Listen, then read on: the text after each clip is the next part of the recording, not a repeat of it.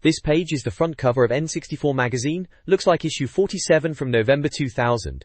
Big news is the GameCube, the new console, splashed right across the cover, purple console and everything. They're teasing games, release dates and specs inside, classic magazine stuff to get you hyped for the next general. Main review is Mario Tennis, claiming 6 pages of ball-bashing brilliance. Remember Mario Tennis on the 64? Was alright, a bit of fun with mates. They've also got exclusive shots of upcoming games. Let's see. Sin and Punishment, that shooter from Treasure, always looked intense. Pokemon Stadium 3, naturally, gotta keep the Pokemon train rolling. Mario Party 3, more minigame madness. Animal Forest, which I think became Animal Crossing later on, something a bit different for the N64. And Mega Man 64, or Mega Man Legends as some called it over here, that 3D Mega Man game. Bit of a departure for the Blue Bomber. Jussie. Down the bottom it's shouting about the Game Boy Advance being revealed, and apparently a free double game guide inside. Standard magazine cover fare really, trying to cram in everything to get you to pick it up off the shelf. Oh, and the website is dailyradar.co.uk, if anyone remembers that. The next page is a full-page advert for Dragon Ball Z on Cartoon Network. Right there at the top, it's telling us Cartoon Network is the best place to watch it, which they probably thought was true. It's promoting new episodes starting on September 4th, weekdays at 5 p.m, exclusively on their channel. You've got Goku front and center, looking pretty determined, and then a kind of ghostly blue version of him looming in the background. Classic Dragon Ball Z promo stuff really, reminding you to tune in after school. It's all pretty bold and bright, you know, for getting the kids hyped up. This page is the front cover of issue 47 of N64 Magazine, dated November 2000. Big and bold text screams, the UK's best-selling independent Nintendo mag, which was certainly a claim they were pushing at the time, bless 'em. It's all, welcome to N64 Magazine, in massive letters, making sure you know what you're picking up. There's a photo of Andrea Ball, the editor, looking pleased as punch holding a GameCube box. Of course the GameCube was the big story at the time, the future console everyone was waiting for. The text underneath boasts about being Britain's biggest and best-selling Nintendo mag, and it rattles on about exclusive news, not copying rumors from the internet, and getting info firsthand from Europe and America. Fair enough, that's what you wanted in your Nintendo magazine back then. Inside this issue, apparently at 116 pages, they're gonna tell you why they reckon they are so good. The editor's letter mentions Mark witnessing the GameCube unveiling at Space World in Japan, which must have been a big deal. They also talk about Martin playing Mario Kart on the Game Boy Advance at the ECTS show in London. The Game Boy Advance was on the horizon too, so lots of new Nintendo stuff coming. And they've got a UK copy of Mario Tennis on the N64, which was always a solid sports title for the system. Gesture. Down the side there are little circles teasing what's inside, like a GameCube section on page 28, Sin and Punishment on page 6, Animal Forest on page 18, Nintendo World Magazine bundled in, Mario Tennis on page 50, and Planet Game Boy on page 35. Sin and Punishment, that was quite a shooter from Treasure, very Japanese and a bit bonkers, looking back. Animal Forest, now that became Animal Crossing, didn't it? Good to see they were on top of that early. Warrington Mitt. There's a whole list of staff members down the side, all the usual magazine credits and subscription details, if you were still posting checks in 2000. Right at the bottom it says next issue on sale Tuesday the 24th of October, and to jump to page 112 to find out why it's going to be fantastic. Always got to have a hook for the next issue, don't you? Ah, simpler times. This page is the contents page for N64 Magazine, issue 47, from November 2000. Right at the top it boasts about being the UK's best-selling independent Nintendo mag. A proper claim back in the day when magazines were all the rage. It's laid out with sections like Planet 64 Inches, which starts on page 10 and covers UK releases, reviews and all that. Then N64 Arena kicks in on page 48 for ratings and completed games, and Import Arena on page 62 for the games coming in from Japan and America. Looking at the features, News Desk on page 12 is buzzing about the GameCube and the Game Boy Advance, Nintendo's next-gen machines getting unveiled. Coming soon, on page 18, talks about the Space World 2000 show. Remember Space World? Proper event that was. There are game previews like Mickey's Speedway on page 19, Rare doing their racing thing again, described as Rare's Rollicking Racer. Then Animal Forest on page 18, that's Animal Crossing as we know it now, and Mega Man on page 21, The Return of the Boy in Blue. For the game reviews, Mario Tennis is highlighted starting on page 50, and they're calling it the N64's best sports sim, we can't fault it. Strong words, but Mario Tennis was a solid title. Duck Dodgers is on page 56, taking a trip to the 24th century with Daffy Duck. And F1 Racing, on page 58, Ubisoft's long-awaited F1 racer screeches onto the track. Finally, Mario Story, which became Paper Mario, on page 62. Mario crops up again in a 2D RPG. That was a bit of a departure for Mario at the time, venturing into the RPG world. They've also got a piece on the Game Boy Advance on page 35, Nintendo's new handheld console and its 30-odd games. And in the regulars bit, they mention Information Station on page 24, a preview of N64 Magazine issue 48 inches on page 112, and the N64 inches classified ads on page 114 for selling off your old games and gear. Good times. So that's the contents page, a snapshot of what was hitting the N64 and handheld scene in November 2000, and a hint of what was around the corner.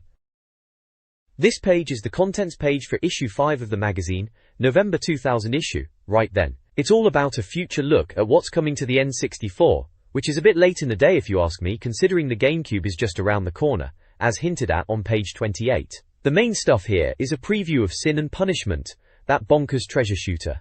Remember them?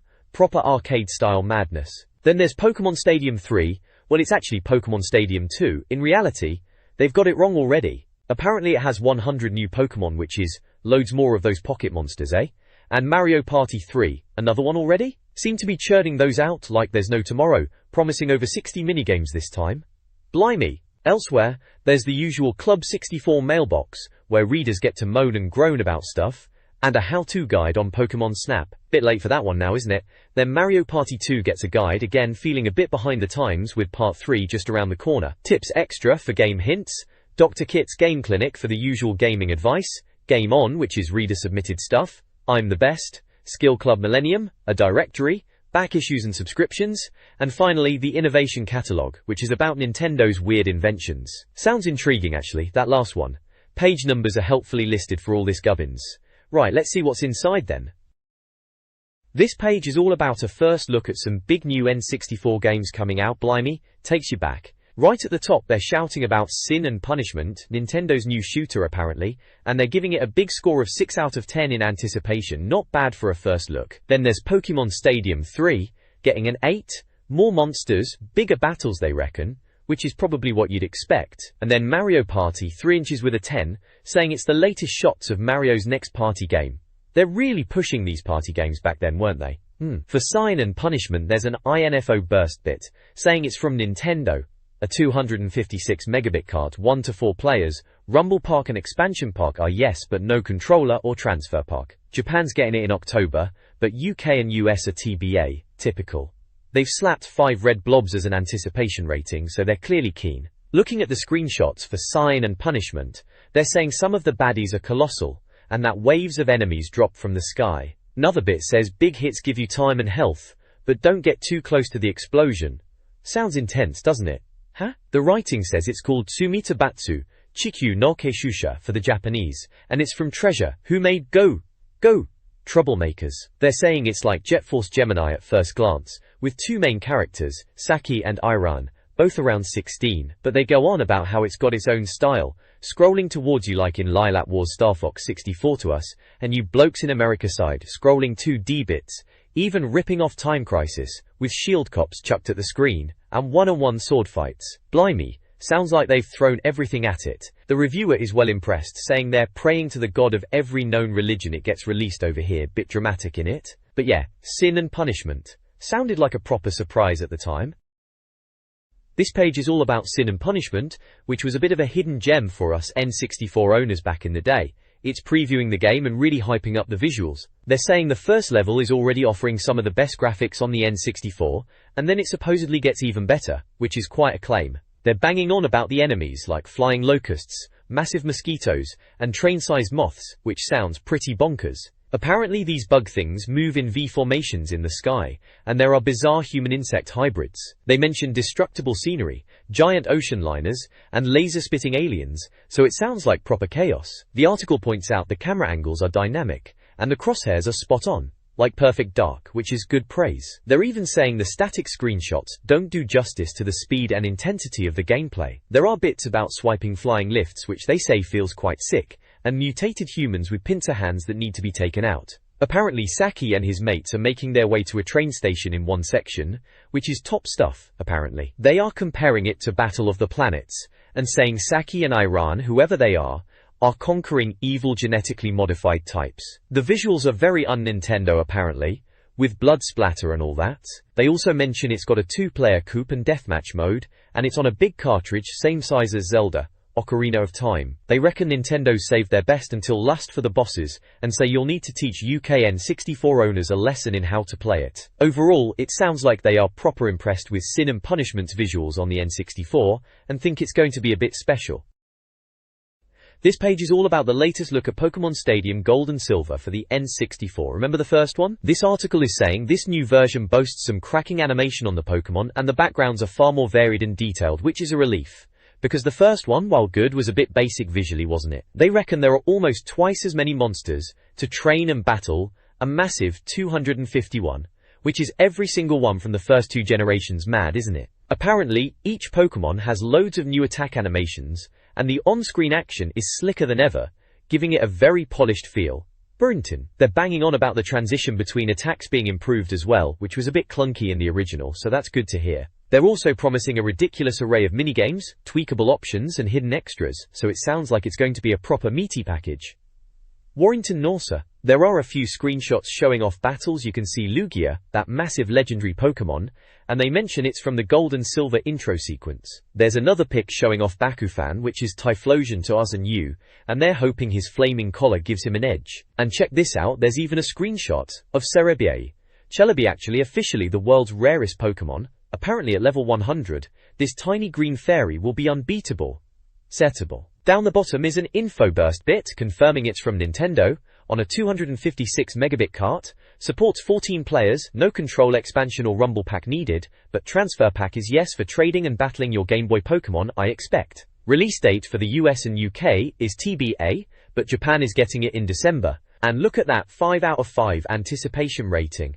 They are pretty hyped for this one, aren't they? Sounds like it could be a good update to the old formula and a proper battle strategy masterpiece if you're into all that competitive stuff. This page is all about Pokémon Stadium Gold and Silver. Seems like a sneak peek type of thing in the future look section. Must have been November 2000 then. They're showing off the 3D battles. You can see Entei from the 3rd movie. They reckon Wanenoko's Gob looks good in 3D. Bit much to get excited about a Gob, but alright. There's a bit about oversized red-feathered fiery birds. That'll be how, or who to some. Apparently you can get one for your virtual room in gold or silver if you jump through certain hoops. Ringuma's there too. They've kindly painted a target on its chest. Cheers for that. And they're rabbiting on about counting Pokemon. Not sure what that's about exactly, but sounds like a mini game. Yeah. They've also got something called Super Sprint, Pokemon style, which is another mini game they're showing. Looks a bit like a racetrack. And down at the bottom there's a battle between Arigatsu and Hatsamu. Says Arigatsu doesn't stand a chance against Hatsamu's claws, and with 800 HP between them it'll be a long fight. Yeah, alright mate, we get it. There's also a bit about Sinansu and Kirihana. Sinansu is saying, yes, I'm a Pokemon, just before getting a pasting, bless him. And then there's a peek at the Kamon no Heya, which is the Pokemon room thing, with a Pikachu and Charmander figure in it. They are saying, to be continued, and more info next month, so this is just a taster, like Morris. Standard magazine fare, in it. This page gives us a first look at Mario Party 3. Right then, another Mario Party. You knew it was coming, didn't you? Seems Nintendo are shaking their sleeves again and surprising everyone, well, maybe not surprising anyone who follows games, with this potpourri of unseen N64 games. They even took it to Space World. It's bored silly, apparently, and promises hour after hour of comforting familiar multiplayer minigame madness. Which is exactly what you'd expect, isn't it? They're boasting about 70 or so minigames, claiming they are all totally new, but we all know they will be subtly altered versions from the previous Mario Party games and Mario Party 2. The article mentions Hudson have tidied up the visuals, and there are less frozen-looking worlds than before. They've got 10 new boards, including a midnight forest and an octopus-filled underwater lair and even a wintry wonderland. They've even added Daisy and Waluigi from Mario Tennis, so the usual suspects are all there and correct, joined by those 2 tennis types. There's even a little toad with a dice for a hat, who's going to explain the rules before each minigame. Fancy that. There's an info burst table which tells us it's from Nintendo, it's 128 megabits cartridge size, and it's 1 to 4 players. Controller pack, expansion pack and transfer pack are all listed as no, but rumble pack is yes. When it's out, TBA for the US and UK, and December for Japan. Anticipation rating is 4 out of 5 red blobs. Standard stuff. Jest. There are screenshots showing a roulette wheel minigame, a kart racing minigame, and a motorboat racing minigame. There's also a little caption saying those carrots in the rocking horse race are a nod to Ocarina of Time. Subtle. Very subtle. And another caption says it's possible to slip and fall in the snow and ice world. Groundbreaking stuff. Wave goodbye to the scale extric racing, now you get to rush around in motorboats. Right then. The next page is all about Mario Party 3, looks like a preview piece. Right at the top, we've got a picture of Mario looking rather pleased with himself, big as you like, classic N64 3D model, Dextra. They're showing off some of the new minigames in Mario Party 3. One screenshot is about swinging on vines, make like Tarzan they say, and if you mess it up you lose coins, standard Mario Party shenanigans. Another one shows characters in little minecarts, looks like you're dodging fire. Then there's one with everyone stacking blocks in a column-style game, but apparently using hand cursors, which the reviewer reckons is a nightmare. Sounds about right for a party game, make things a bit awkward. Down below they mention all new minigames, saying they're still unoriginal, bit cheeky that, but then says they are still fun. They talk about chomping pizza, navigating a shark-shaped boat, and parachuting while dodging hammers. They also mention the controls being easy, even a 3-year-old could play. Which was probably true back then, those controllers were built like bricks. They highlight a coupe mode where you can pick Toads, Hoomps and Bow Wows as your buddies. And they mention minigames with swimming away from big mouths and bashing snowmen. The main point of Mario Party 3, they say, is hours of multiplayer madness, and getting to hammer Waluigi always a bonus, even if he was a bit of a try-hard character. Finally, there's a screenshot of a minigame where you're on a giant goby fish and you have to bash the A button to avoid being eaten. Poor Yoshi is struggling apparently. They say to be continued, meaning they'll have more on it in the coming months. This was November 2000, so Christmas was just around the corner. Perfect timing for a new Mario Party game. This page is all about Nintendo's big reveal at Space World 2000, showcasing the console that would eventually be called the GameCube, finally ditching the codename Project Dolphin. It was quite the spectacle apparently, with punters flocking to see what Nintendo had up their sleeve after the N64. The article mentions they showed off gameplay footage including Zelda, Wave Race, Metroid and Luigi's Mansion for the GameCube, which sounded pretty impressive at the time. Those are some big names to kick things off. They were also keen to stress that the GameCube was purely for games, unlike Sony's PlayStation 2 which was trying to be an all-rounder. A bit of a dig there, eh? There's also a little section called I Want It Now, which is basically a release date table for the Game Boy Advance and the GameCube in Japan, the US and the UK. Looking at it, Japan always gets it first, doesn't it? July 2001 for the GameCube in the UK seemed ages away back then. They're definitely trying to build up the hype, as magazines do. Overall, the vibe is very positive and excited for what Nintendo had coming next. This page kicks off with a bit of PokeWatch nonsense, talking about the Pope supposedly being a fan of Pokemon. Bit rich coming from the Vatican, isn't it? They also mention a Mewtwo pillowcase that apparently could cause retinal damage if used incorrectly, which sounds a bit daft. Moving on, there's a section called Mewtwo Feet covering some event at Space World where they were letting people download the 250 first Pokemon onto their gold or silver carts. Apparently only those with special certificates got to do it, and it sounds like it was a bit of a slow start but got busier later. They mention a balcony vantage point and scores of youngsters walking away with the rarest Pokemon, so it must have been quite the scene for Pokemon fanatics. Then under and the rest, they've crammed in some bits about other games. Custom Robo version 2 for the N64 gets a mention as more robot battling fun, this time with tag team tournaments. Wonder Dungeon 2 on the N64 is described as a bizarre takey-turny trek through randomly generated dungeons, promising some castle building strategy. Disney Dance Revolution on the N64 is there too, which sounds like Konami's dance game coming to the N64, simple animation but toe-tapping tunes apparently. Warringtons. For the Game Boy Color they talk about Legend of Staffy, a fun marine action game starring a Golden Star character, and Pokemon Puzzle League, a color clone of the N64 version, and based on the old SNES puzzler Tetris Attack, but with new Pokemon. Monster Tactics for the Game Boy Color is also mentioned, turn-based battles in dungeons, where you can only see a small bit of the maze at a time, sounds tense. Beedle. They mention Pokemon Crystal on the Game Boy, saying it was at the show and allows link-up battles over the internet using Nintendo's mobile system GBC, with a rejigged version of Gold and Silver storyline and new characters. Mario Kart Advance on the Game Boy Advance also gets a nod, showing off the GBA's 32-bit chipset. And finally, Sin and Punishment is mentioned as a shoot-'em-up from Treasure that stole the show for the N64, combining elements from other games like Lilat Wars and Time Crisis. They reckon it'll be at next year's E3 in May. Finally, Showstopper details how Nintendo revealed the GameCube, with numbered steps and photos. It started with a cupboard, wheeled on stage with colored lights, then spun around like some David Copperfield magic trick. There was a fireworks show and dry ice. Then 5 women dressed like carpenters from the 22nd century came out wielding the GameCube itself. After some posing, the GameCube logo was left dancing on the giant monitor. Crikey! Gorentry. At the bottom there's a More from Space World box, pointing you to other pages for more N64, Game Boy, GameCube and Game Boy Advance coverage. This page is a right laugh in it. Right then, at the top left there's a bit about Pokemon. Seems like it was causing a stir even back then. Apparently in Sweden they were a bit miffed about the Pokemon cartoon, thinking it was dodgy advertising aimed at kids. But then, Pokemon still managed to scoop an award at some Swedish games thing called Spelgalan 2000, a People's Choice Gong for the Game Boy Color games. Bit mixed messages then, eh?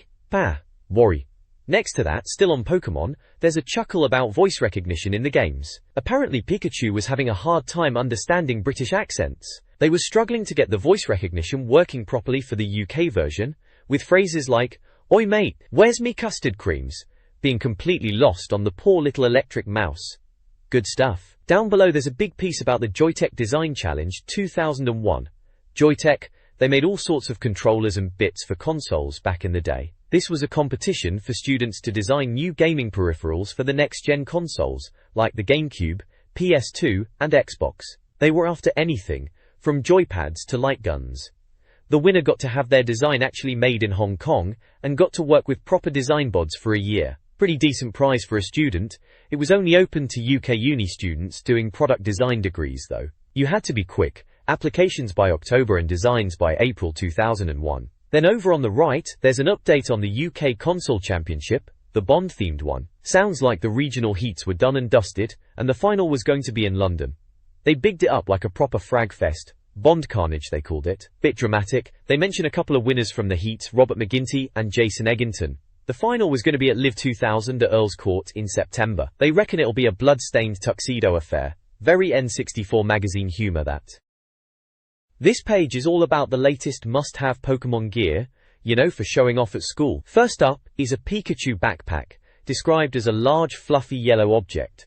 Bit sarcastic there, but yeah, it's a massive Pikachu rucksack. They reckon it's for carrying your Kit Kats and Ribena, which sounds about right for your average school kid. Then there's the Pokemon Collector's File, basically a posh binder for your Pokemon cards. Remember the playground trading frenzies? This was essential kit to keep your precious Charizards safe and sound. They're making a point about being organized, probably because most kids' rooms were chaos back then. Next we've got a Pokemon Game Boy Color carry case. Game Boy Colors were all the rage, and scratching the screen was a cardinal sin, so a case was a good idea. This one's described as kitsch lime green and purple polyester, which is a pretty accurate and slightly harsh description of the colors going on at the time. It's got space for games and other assorted Pokemon goodies, so basically, anything you could cram in. Following that is a Pokemon beanbag, shaped like Pikachu again. They're joking about it being full of beans. More like polystyrene balls, let's be honest. These things were everywhere back then. Kinda comfy for a bit, then they went flat. Good for lounging around playing Pokemon Puzzle League, I suppose. More like Polysport. Lastly, there is a Pokemon stunt kite. A Pikachu kite. More like they're making fun of the usual kite flying experience, muddy fields, tangled lines, and lots of swearing. But they actually seem quite impressed with this kite, saying it actually works, and is surprisingly good fun. So maybe worth a go if you were into kites and Pokemon. And at the bottom, there's a competition to win a flying Pika, which I guess is the kite. The question is about who did the kite, and key experiment to prove lightning is electricity. Benjamin Franklin, obviously. Easy peasy. Send your answer on a postcard to N64 Magazine in Bath, if you still have a stamp and a postcard lying around in November 2000. This page is taking a look back at some retro gaming bits and pieces, under the title, We're Going to Party Like It's 1989. Kicking off is Pokemon, with a piece called Poke Forever. They're still banging on about Pokemon, aren't they? Apparently it's making a mountain of cash and is bigger than ever, despite everyone thinking it would be a fad. They're even mentioning revenue from Ash and his Pokepals. Then there's a slightly more worrying piece called Pokevirus. Seems there's a computer virus going around, called Pika, naturally Pokemon related, and it's messing up systems in the US. Apparently if you open an email with Pikachu Pokemon in the subject, you get a bouncing Pikachu trashing your hard drive. Sounds a bit dramatic, but they say not to panic just yet, as it's mainly in the US. Moving on to the games themselves, first up is Mario's Tennis for the Virtual Boy, from 1995. They're saying it's similar to the N64 Mario Tennis but subtly different. They mention the Virtual Boy's skeletal controller, giving impressive control, and the 3D effect being good for its time. Shame there was no two-player link-up, and you couldn't do slices or drop shots apparently. The reviewer is saying the character roster is good, with Koopa, Donkey Kong Jr., and Princess Toadstool among others. Finally, they're having a look at Formula 1 from 1984 on some old computer. They are calling it photorealistic for its time, which is pushing it a bit, isn't it? But back then, a few lines on screen was cutting edge. They mention Microprose and Sweet Pickford. Whoever they are. Apparently Formula 1 on this thing simulated famous circuits and even had a manual gearbox, which they are saying is adventurous. They reckon it was one of the first decent attempts to bring Formula 1 to home computers and gave hours of nail-biting driving. Bit strong, but each to their own. This page is all about Animal Forest, which we now know as Animal Crossing. It's a preview piece, and they seem pretty chuffed about it at Planet 64 Mag. There's a Q&A section where they're trying to get their heads around what you actually do in the game. They say it seems like a free roamer, where you can get a job, go fishing, do favors, raise pets, chop trees, collect cards, all that sort of thing. Sounds a bit bonkers, but in a good way. They also talk about the communication side of things, which is interesting. Apparently you can save your character to a controller pack, take it to your mate's house, and then chat to people and collect items in their game. That's a clever way of doing multiplayer without actually having proper online. Typical Nintendo thinking outside the box. Cat. Then there's an info burst section, which is always handy for the nerdy stuff. It says it's for the N64, published by Nintendo as you'd expect. It's a single-player game, uses the controller pack, which was essential for most decent N64 games back then, but no Rumble Pack or Transfer Pack support. Release dates were TBA for the US and UK, but Feb for Japan, so looks like we'd be waiting a bit longer. They've given it a full 5 red dots for anticipation, so they're clearly excited, and to be fair, looking at the screenshots, even in a tiny magazine picture, it does look quite charming. They mention you can furnish your house, and the animation being astounding, even if you can't see it in a still image. All in all, it sounds like it could be a bit of a sleeper hit, something a bit different to all the usual blasting and platforming. This page is all about Mickey Speedway USA. Looks like Rare are having a crack at a Disney kart racer. Bit like Diddy Kong Racing but with Mickey Mouse and pals. They reckon it's closer to the SNES Mario Kart, which is a good thing, innit? Borkus. There are a few screenshots showing the game in action. Mickey, Donald, Goofy, and even Peter there racing around. Graphically it looks alright, colourful and cartoony, as you'd expect. They're banging on about the Mount Rushmore detail, which is probably a bit of a stretch, but hey, gotta sell it somehow. Warrington no. There's a Q&A section too. Weapons are a mix of Diddy Kong Racing and Mario Kart style power-ups, baseballs, oil slicks, even noodles apparently. Locations are the usual American places, Indianapolis, Alaska, Los Angeles, Las Vegas, that sort of thing. They seem chuffed about the smooth framerate and handling, and Goofy's ears flapping in the wind, bless him. They also clarify it's nothing like the Game Boy Mickey Racer, thankfully. Then there's an info burst table, you know the kind, says it's from Rare and Disney, 256 meg cart size, 1 to 4 players, no controller or expansion pack needed, but Rumble Pack is a yes. Coming out in November over here, and in the US, Japan still TBA. They've given it a pretty good anticipation rating, 4 out of 5 red blobs. Looks like they're quietly optimistic about this one, reckon it might be alright. Boo! As Pete the Villain says apparently, always good to see him get a gig. This page is about some upcoming N64 titles, Echo Delta and Animal Leader. Ne Shuji. Echo Delta is described as an aquatic real-time strategy game, which sounds a bit different for the N64 I must say. Apparently you're in charge of a scout ship, gathering resources and defending your core underwater, all within an 18-minute time limit. They say it's not point and click, you actually drive the ship around, which is interesting. The screenshots they've got are certainly green and look a bit hectic. The reviewer even mentions it being odd and very green. Developed by Marigold, the same team behind Hey You, Pikachu, Warren Cheshu, which is a bit of a surprise, going from Pokemon chat to underwater strategy. Release dates are still to be announced for the UK and US, but Japan is getting it in December. Looking at the info box, it seems to be a 1 or 2 player game and doesn't use any of the extra N64 add-ons like the expansion or transfer packs, or even the controller pack for saving, oddly enough. Then there's Animal Leader. This one sounds rather bonkers, in a good way maybe. It's about animal evolution and survival of the fittest. You play as animals, eating each other, and evolving in a Darwinian style. They mention the graphics are cubist style, which is a fancy way of saying very polygonal, based on the screenshots, which show some rather strange-looking creatures. Apparently you can even change your animal's color to blend in, which is a neat touch. It's coming from the developers of Parappa the Rapper, believe it or not, which is quite a jump in genres. They reckon it might not even make it outside of Japan due to its cultural concepts. Release is planned for January in Japan, with UK and US dates still TBA. This one uses the Rumble Pack for a bit of shaking action, according to the info burst, and is a single-player game. Cart size is 28 megabits. Both games are from Marigold. They are certainly keeping busy, aren't they? This page is all about Mega Man 64 and some deals from a shop called Wickedware Jola. On the left, there's an article about Mega Man 64 coming to the N64. It mentions that even though PlayStation had its own Mega Man game a while back, Capcom finally decided to bring Mega Man Legends, or Mega Man 64 as it's called on the N64, to our console. They're saying it's like Jet Force Gemini in style, which was a decent game from Rare, so that's a good comparison. The article talks about blasting robots in 3D environments, and that it's mostly the same as the PlayStation version but with better visuals and Rumble Pack support. They were excited about a classic like Mega Man coming to the N64 in 3D. There's a Q&A section addressing if it's the same as the PlayStation version, and they say maps are being redesigned and enemies will be different. There's also talk of a time attack mode and adventure elements to mix things up.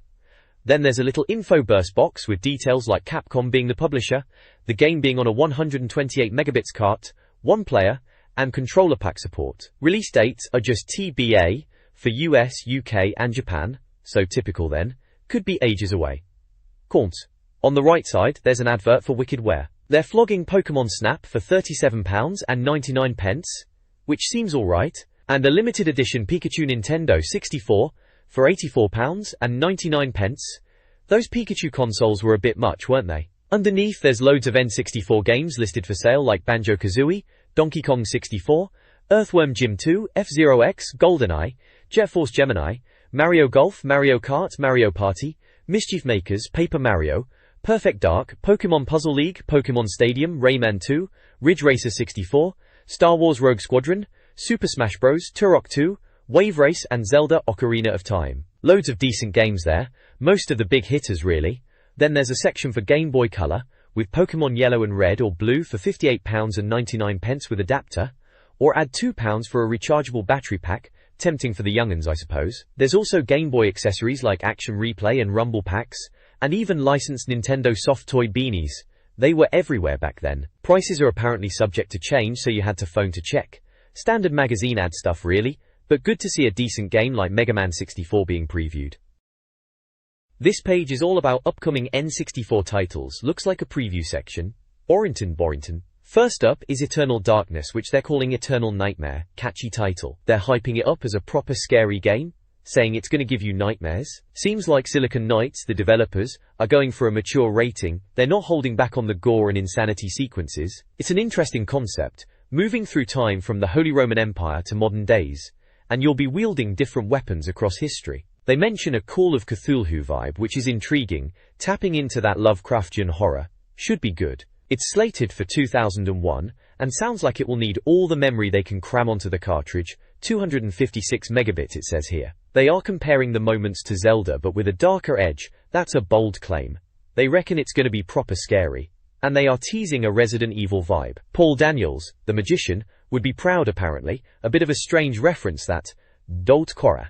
Then we have WCW Backstage Assault. Seems like EA are involved, and they're promising some over-the-top wrestling action, not just in the ring, but all over the backstage area. They're promising you can smack your opponents with whatever you can get your hands on, even urinals. Apparently a urinal over the head is worth 2 on the wall, classic wrestling humor. They mention 8,000 lines of commentary, which is a lot for back then.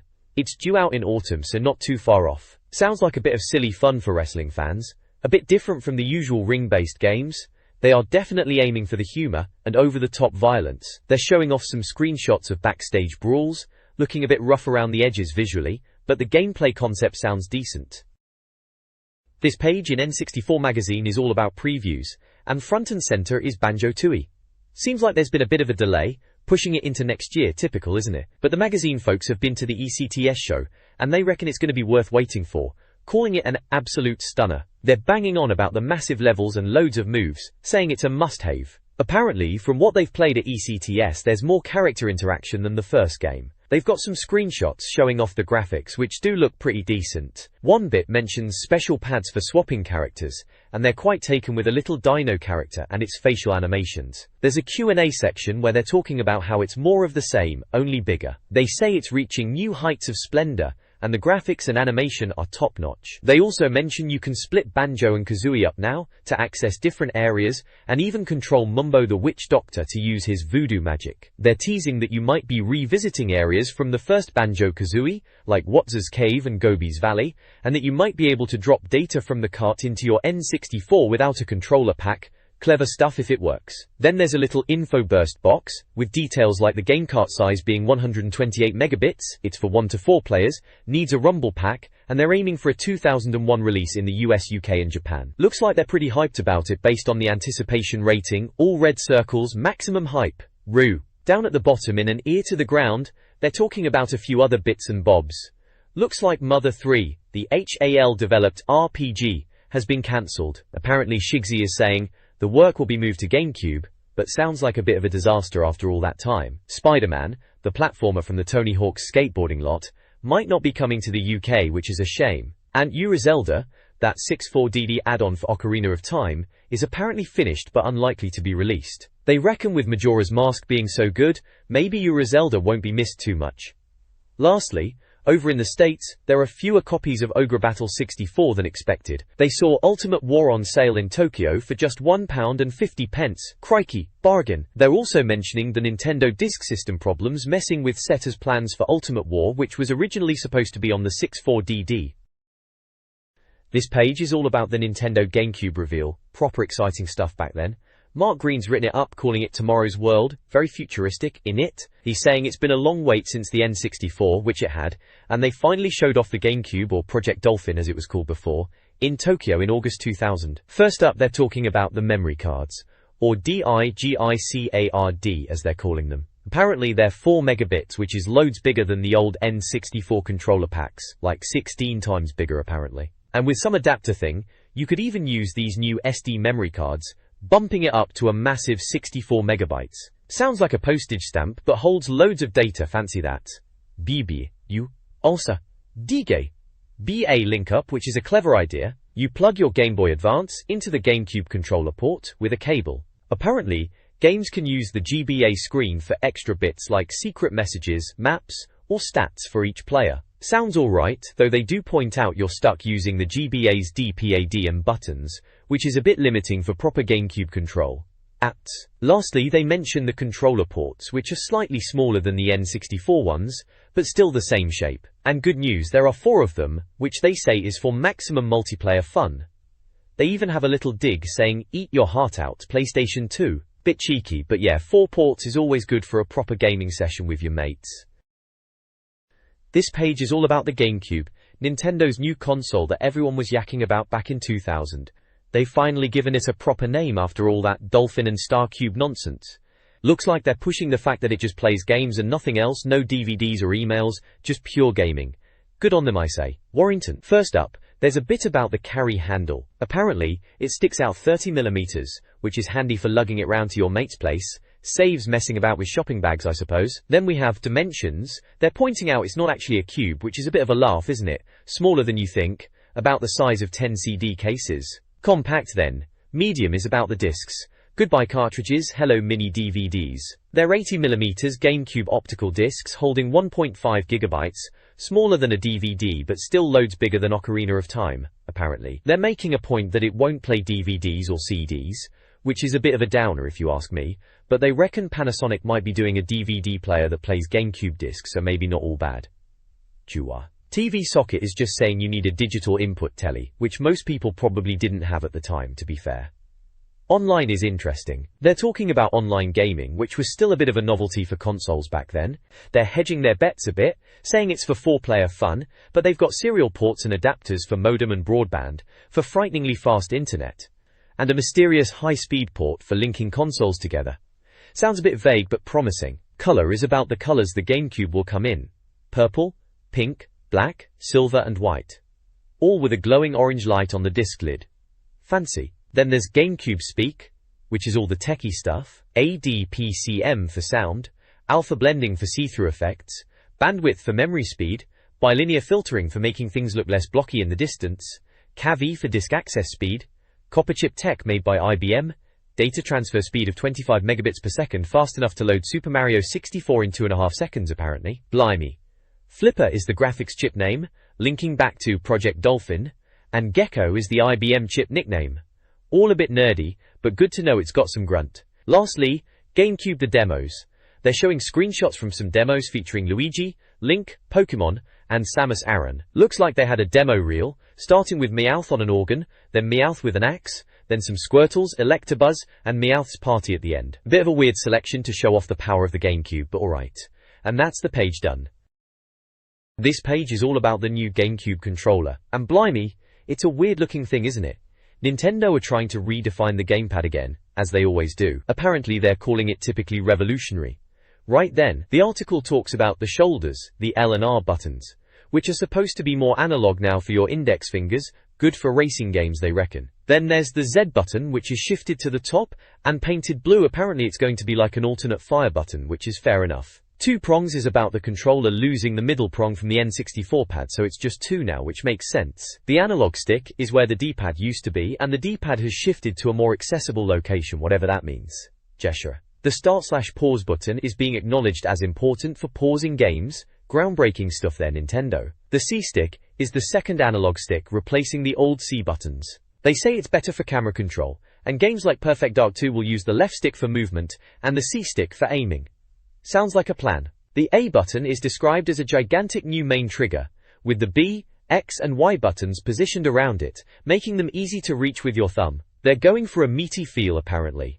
Rumble Power section says it's got a built-in rumble motor, so you won't need to shell out for a rumble pack add-on. About time too. Finally, there's Wavebird, which is the wireless version. It's supposed to be identical to the wired one, but uses radio signals instead of infrared, so you don't have to point it at the console, and people walking in front of you won't mess it up. They say it's fantastic, and Shigsy, that's Miyamoto, in it promised the chunky box will be smaller in the final version. Doiple. There's also a bit called Shigsy's Demo, about Miyamoto showing off the controller playing Luigi's Mansion. Sounds like it was all very impressive, with Shigsy himself using the controller and everyone being wowed. In a Tomorrow's World bit on the side, they're talking about the GameCube's tech. It's based on Mac tech apparently, but focused just on games. They mention GFLOPs, saying the GameCube can manage 13 of them, while the PlayStation 2 only does 6.2, so it's a fair bit more powerful on paper. Latency is apparently much better, like 6 to 10 times speedier than other consoles. It has hardware light, which are built-in lights developers can use, 24 megabytes of main memory with extra graphics memory too,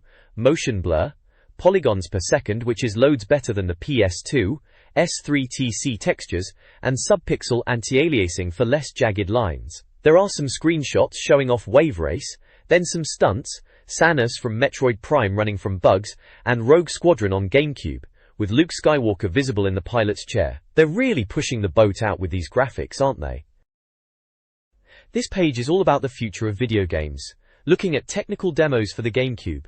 They're calling it Tomorrow's World. Bit dramatic, isn't it? First up is Mario 128, which they say really took off with Shigeru Miyamoto's joke about fully controllable demos. It walks through 10 steps, showing off this tech demo.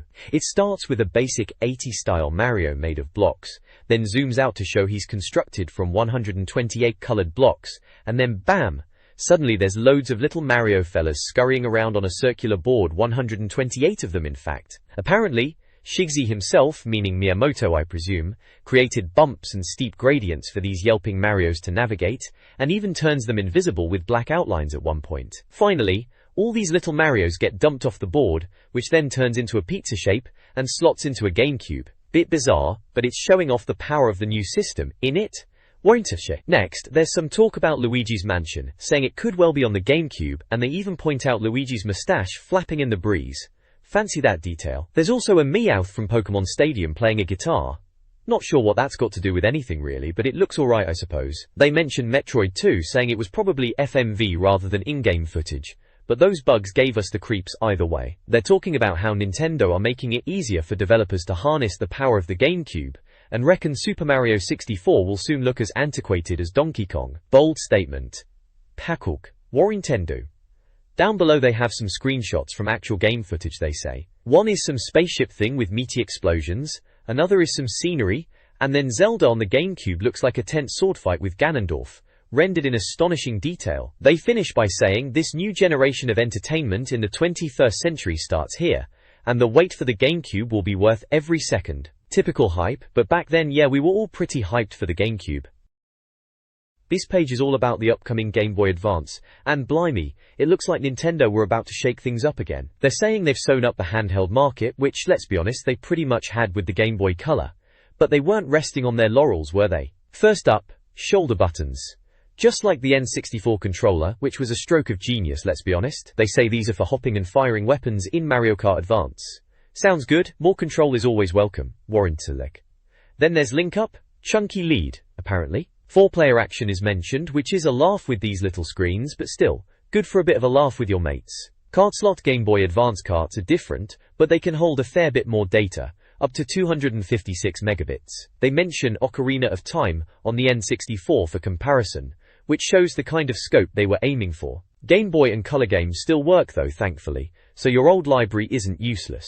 Dimensions are listed, not much bigger than the Game Boy Color apparently, just a bit longer and heavier. And all for about £63. Not bad really. Keo. Battery life is a decent 15 hours on 2 AAs, same as the Game Boy Color. Rechargeable battery pack on the way too, which is sensible. Insides, this is where it gets interesting. 32-bit chip 16 times faster than the Game Boy Color, 384K of memory for games, and a second chip for backwards compatibility. Clever stuff that. Means all your old Game Boy games should work, which is important.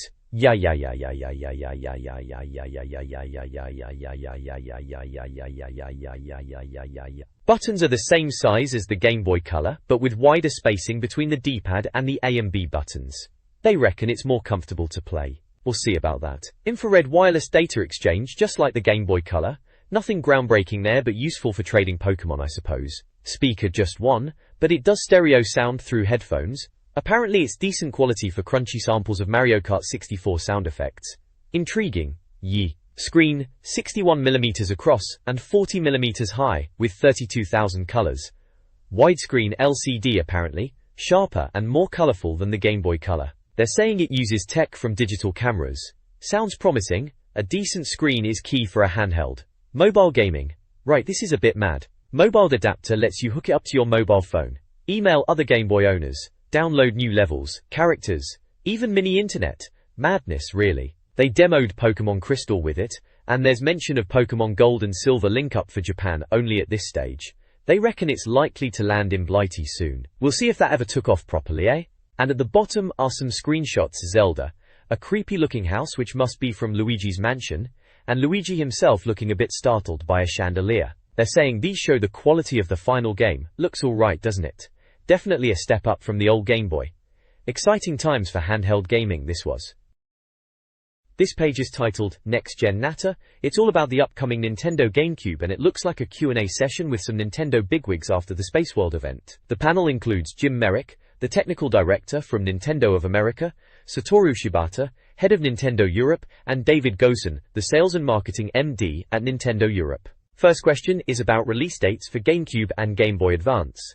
David Gosen says they can't guarantee anything, no one in the industry does apparently, but they intend to launch the GBA with the US next July and GameCube early next year.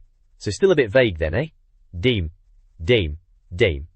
Next, someone's asking about the GameCube price. David, again being cagey, says they're not announcing anything about price until closer to market. Standard PR spiel really. Sorry. Then there's a question about phasing out the Game Boy Color with the GBA coming. David says no, they won't. Apparently 31 million Game Boy Color owners and developers are still making games, so it's sticking around for a bit. Makes sense, can't just ditch all those people. Why? Someone then asks why mini-discs and not DVDs.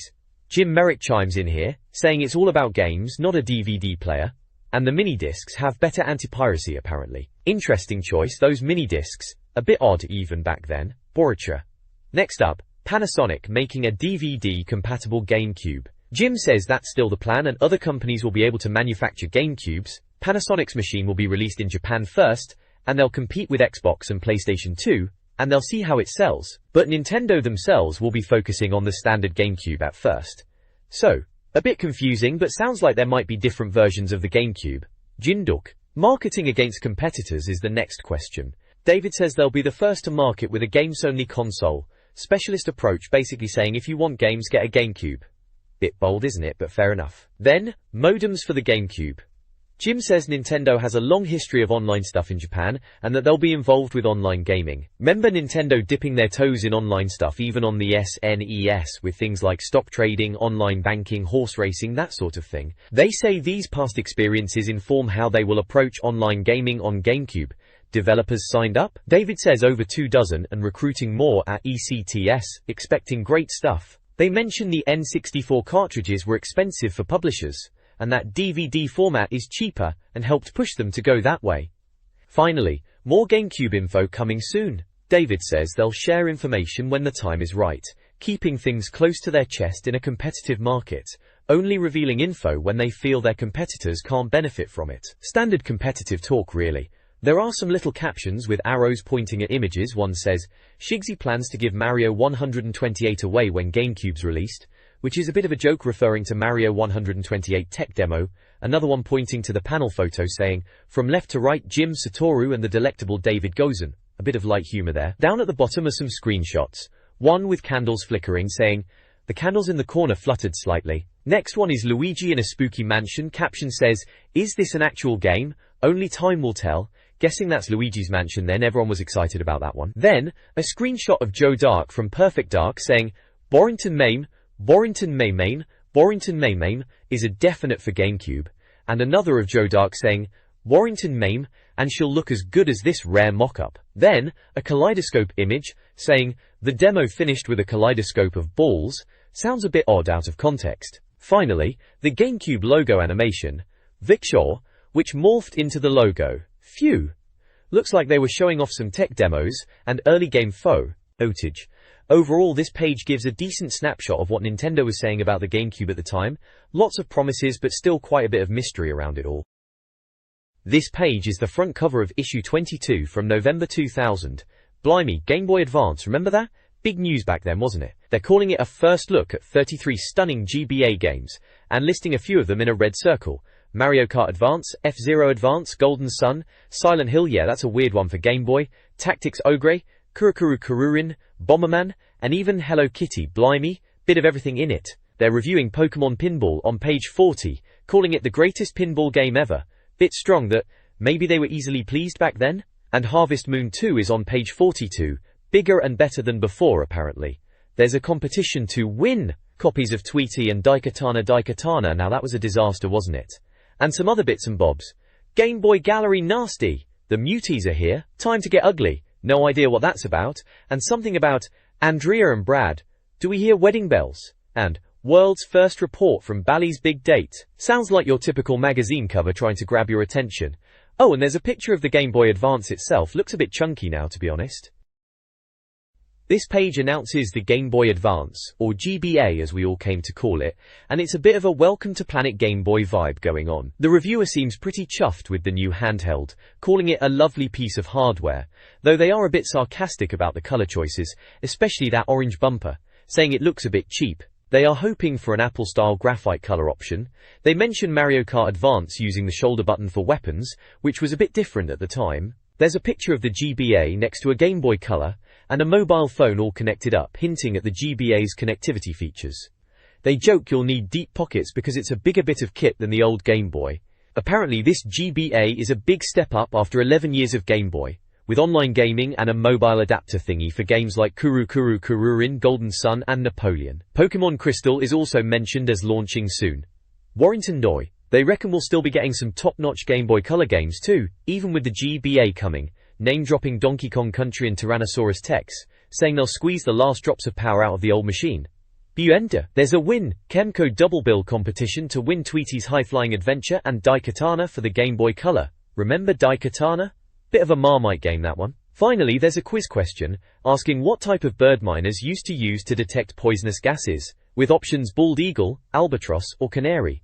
Tricky one for gamers, innit? The page is from Planet Game Boy in N64 Magazine, issue 22, November 2000, edited by Martin Kitts, with contributors like Andrea Ball and Justin Webb. Good times. This page is taking a peek into the future of the Game Boy Advance, which was proper exciting times. It's showing off a bunch of upcoming games, neatly divided into genres. Puzzle games like Morita Shogi and Hex Site X, strategy with Napoleon and Tactics Ogre, then RPGs, with Fire Emblem, Golden Sun, Monster Breeder and Sansara Naga, some real belters there. Sports games are covered, virtual pets, and inexplicably a Hello Kitty game, arcade titles and platformers including Castlevania. Racing games like F-Zero Advance and Mario Kart Advance must-haves they were, and adventure games like Bomberman Story and Silent Hill. It's a decent look at what Japan was cooking up for the GBA, looked like a solid lineup at the time. This page is a preview section, focusing on upcoming Game Boy Advance games. First up is Mario Kart Advance from Nintendo. It mentions that early impressions suggested it was like the SNES Mario Kart, but after playing it, it feels closer to the N64 version. They've tried the 4-player mode and reckon it's going to be a must-have game, even suggesting Nintendo should bundle it with the GBA itself. They mention weapons like spinies and triple shells, and that the trackside objects are scaled by the hardware, making it smooth. They saw a 4-player demo at Space World. Next is Kururin, also from Nintendo. This is described as a surprise puzzle game, potentially the new Tetris for the handheld. You control a rotating paddle through mazes, avoiding walls, and it sounds quite tricky, requiring delicate D-pad taps. They mention it's similar to Denryu Ira Boo, which they reviewed in N64 Magazine issue 12, giving it 65%. But they think Kururin is better, and hope it's a UK launch title. Finally, there's YY Racing from Konami, probably known as Crazy Karts when it gets here, or something similar. They say don't be fooled, it seems very close to Super SNES Mario Kart. It's a fast racer with Konami characters, including Goemon, and outlandish weapons like a magical pig beam. They reckon the handling is spot on, even in the unfinished version, and it's already better than most Mario Kart clones. They think by next March it could give Mario Kart Advance a run for its money. This page covers a few Game Boy and Game Boy Color titles that were on the horizon back then. First up is Mario Tennis. Seems they were porting the N64 version pretty much directly to the Game Boy. They mention it plays very similarly, just losing the Z-trigger unlock feature, whatever that was. Apparently there's a RPG mode like in Mario Golf, which actually sounds interesting for a Game Boy title. Loads of minigames and clubhouse stuff too. Due out in February 2001, so a bit of a wait. Warrington Norsa Hasmail. Next there's Totoko Hamutaro. Right, hamster games. Seems Japan was really into these things. This one's endorsed by some famous Japanese hamster apparently. It's more like a virtual pet thing, grooming, feeding sunflower seeds, that sort of nonsense. There's even a horoscope feature which is quite bizarre. They reckon a UK release is unlikely, which is probably for the best, frankly. Pesar. Portana. Finally, there's Zelda, Triforce series. This was meant to be a trilogy, but got cut down to 2 games for the Game Boy Color, becoming Mysterious Treenut Chapter and Sky Chapter. Apparently Capcom had some issues with development, and they are being released closer together than planned. They say the dungeons are big, storyline changes based on which game you play, and there's a password system to link the 2 games. Sounds like your typical Zelda fare really, due out around mid-2001. Always good to have more Zelda, even on the Game Boy Color.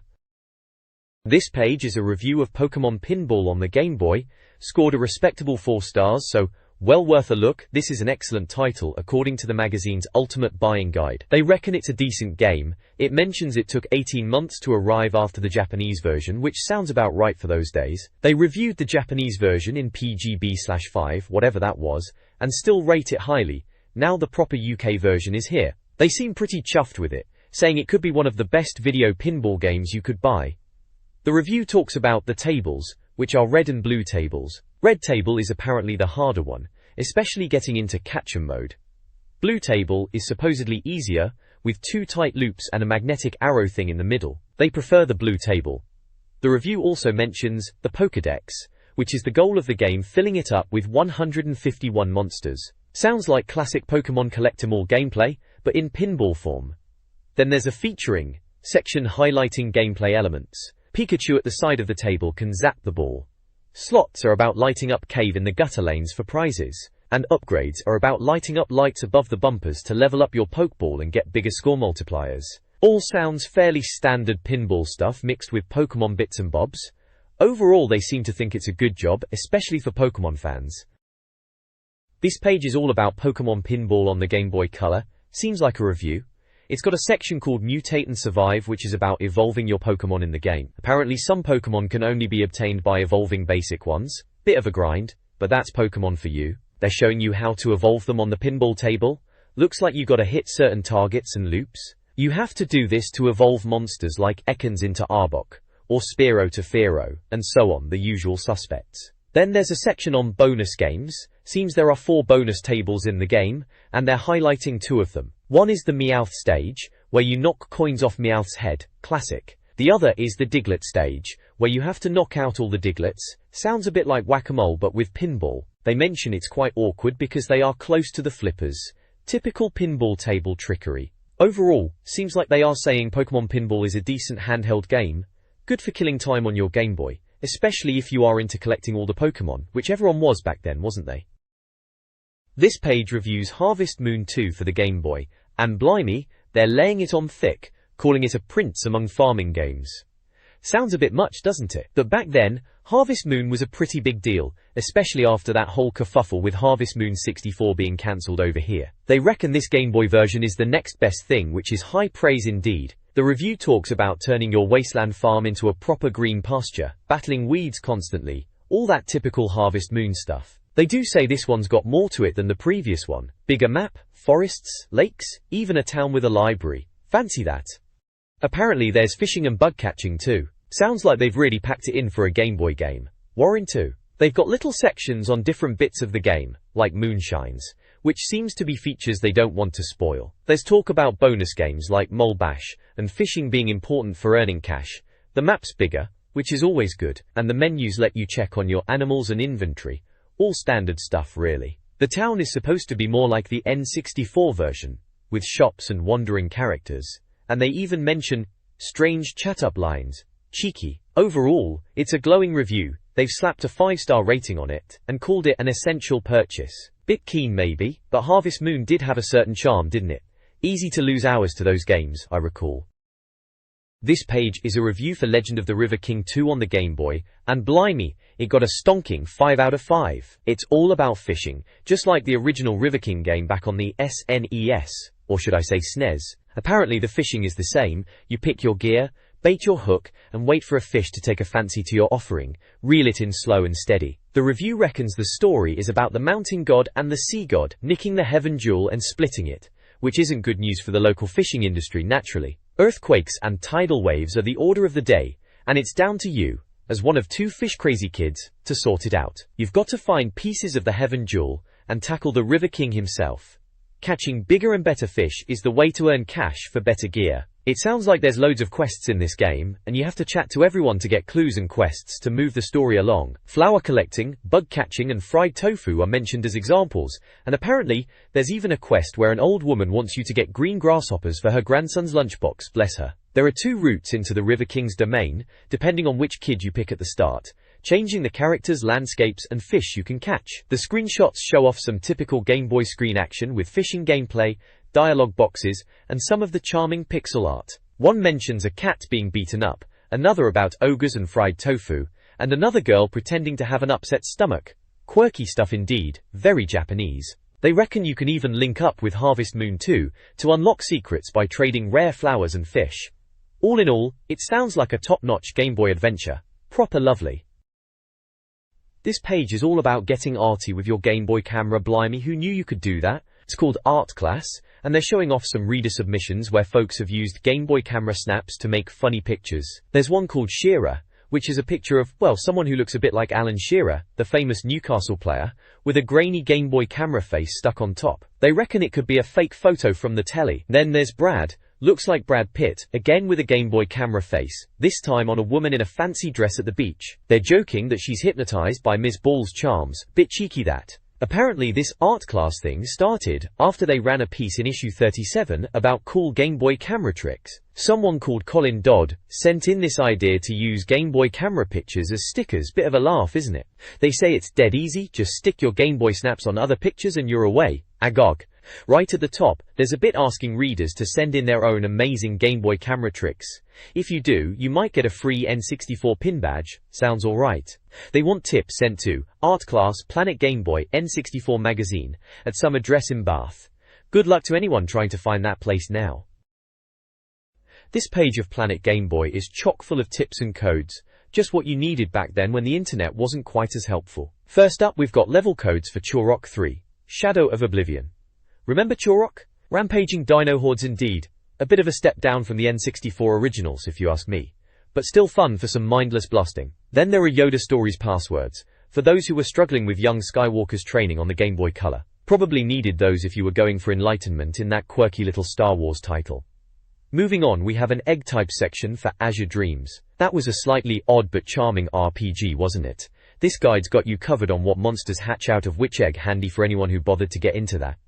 Next up are the high scores. Seems like Pokemon Pinball was still keeping people busy, with some truly ridiculous scores. Mario Deluxe Challenge and Super Player categories are there too. Then Tetris DX gets a look in with 40 lines, Ultra, and Marathon high scores. Alan McNonigal from Glasgow seems to have been absolutely dominating Tetris DX back then, fair play to him. Finally, we have scores for Game & Watch Gallery 3, Mario Bros and Turtle Bridge, so people were still getting their retro fix on the Game Boy Color. Lastly, at the bottom we have secret character codes for X-Men, Mutant Academy. Phoenix and Apocalypse could be unlocked by hammering in button combos at the title screen, for those wanting a bit more mutant mayhem. A decent little brawler if you were into your Marvel comics. Gurita.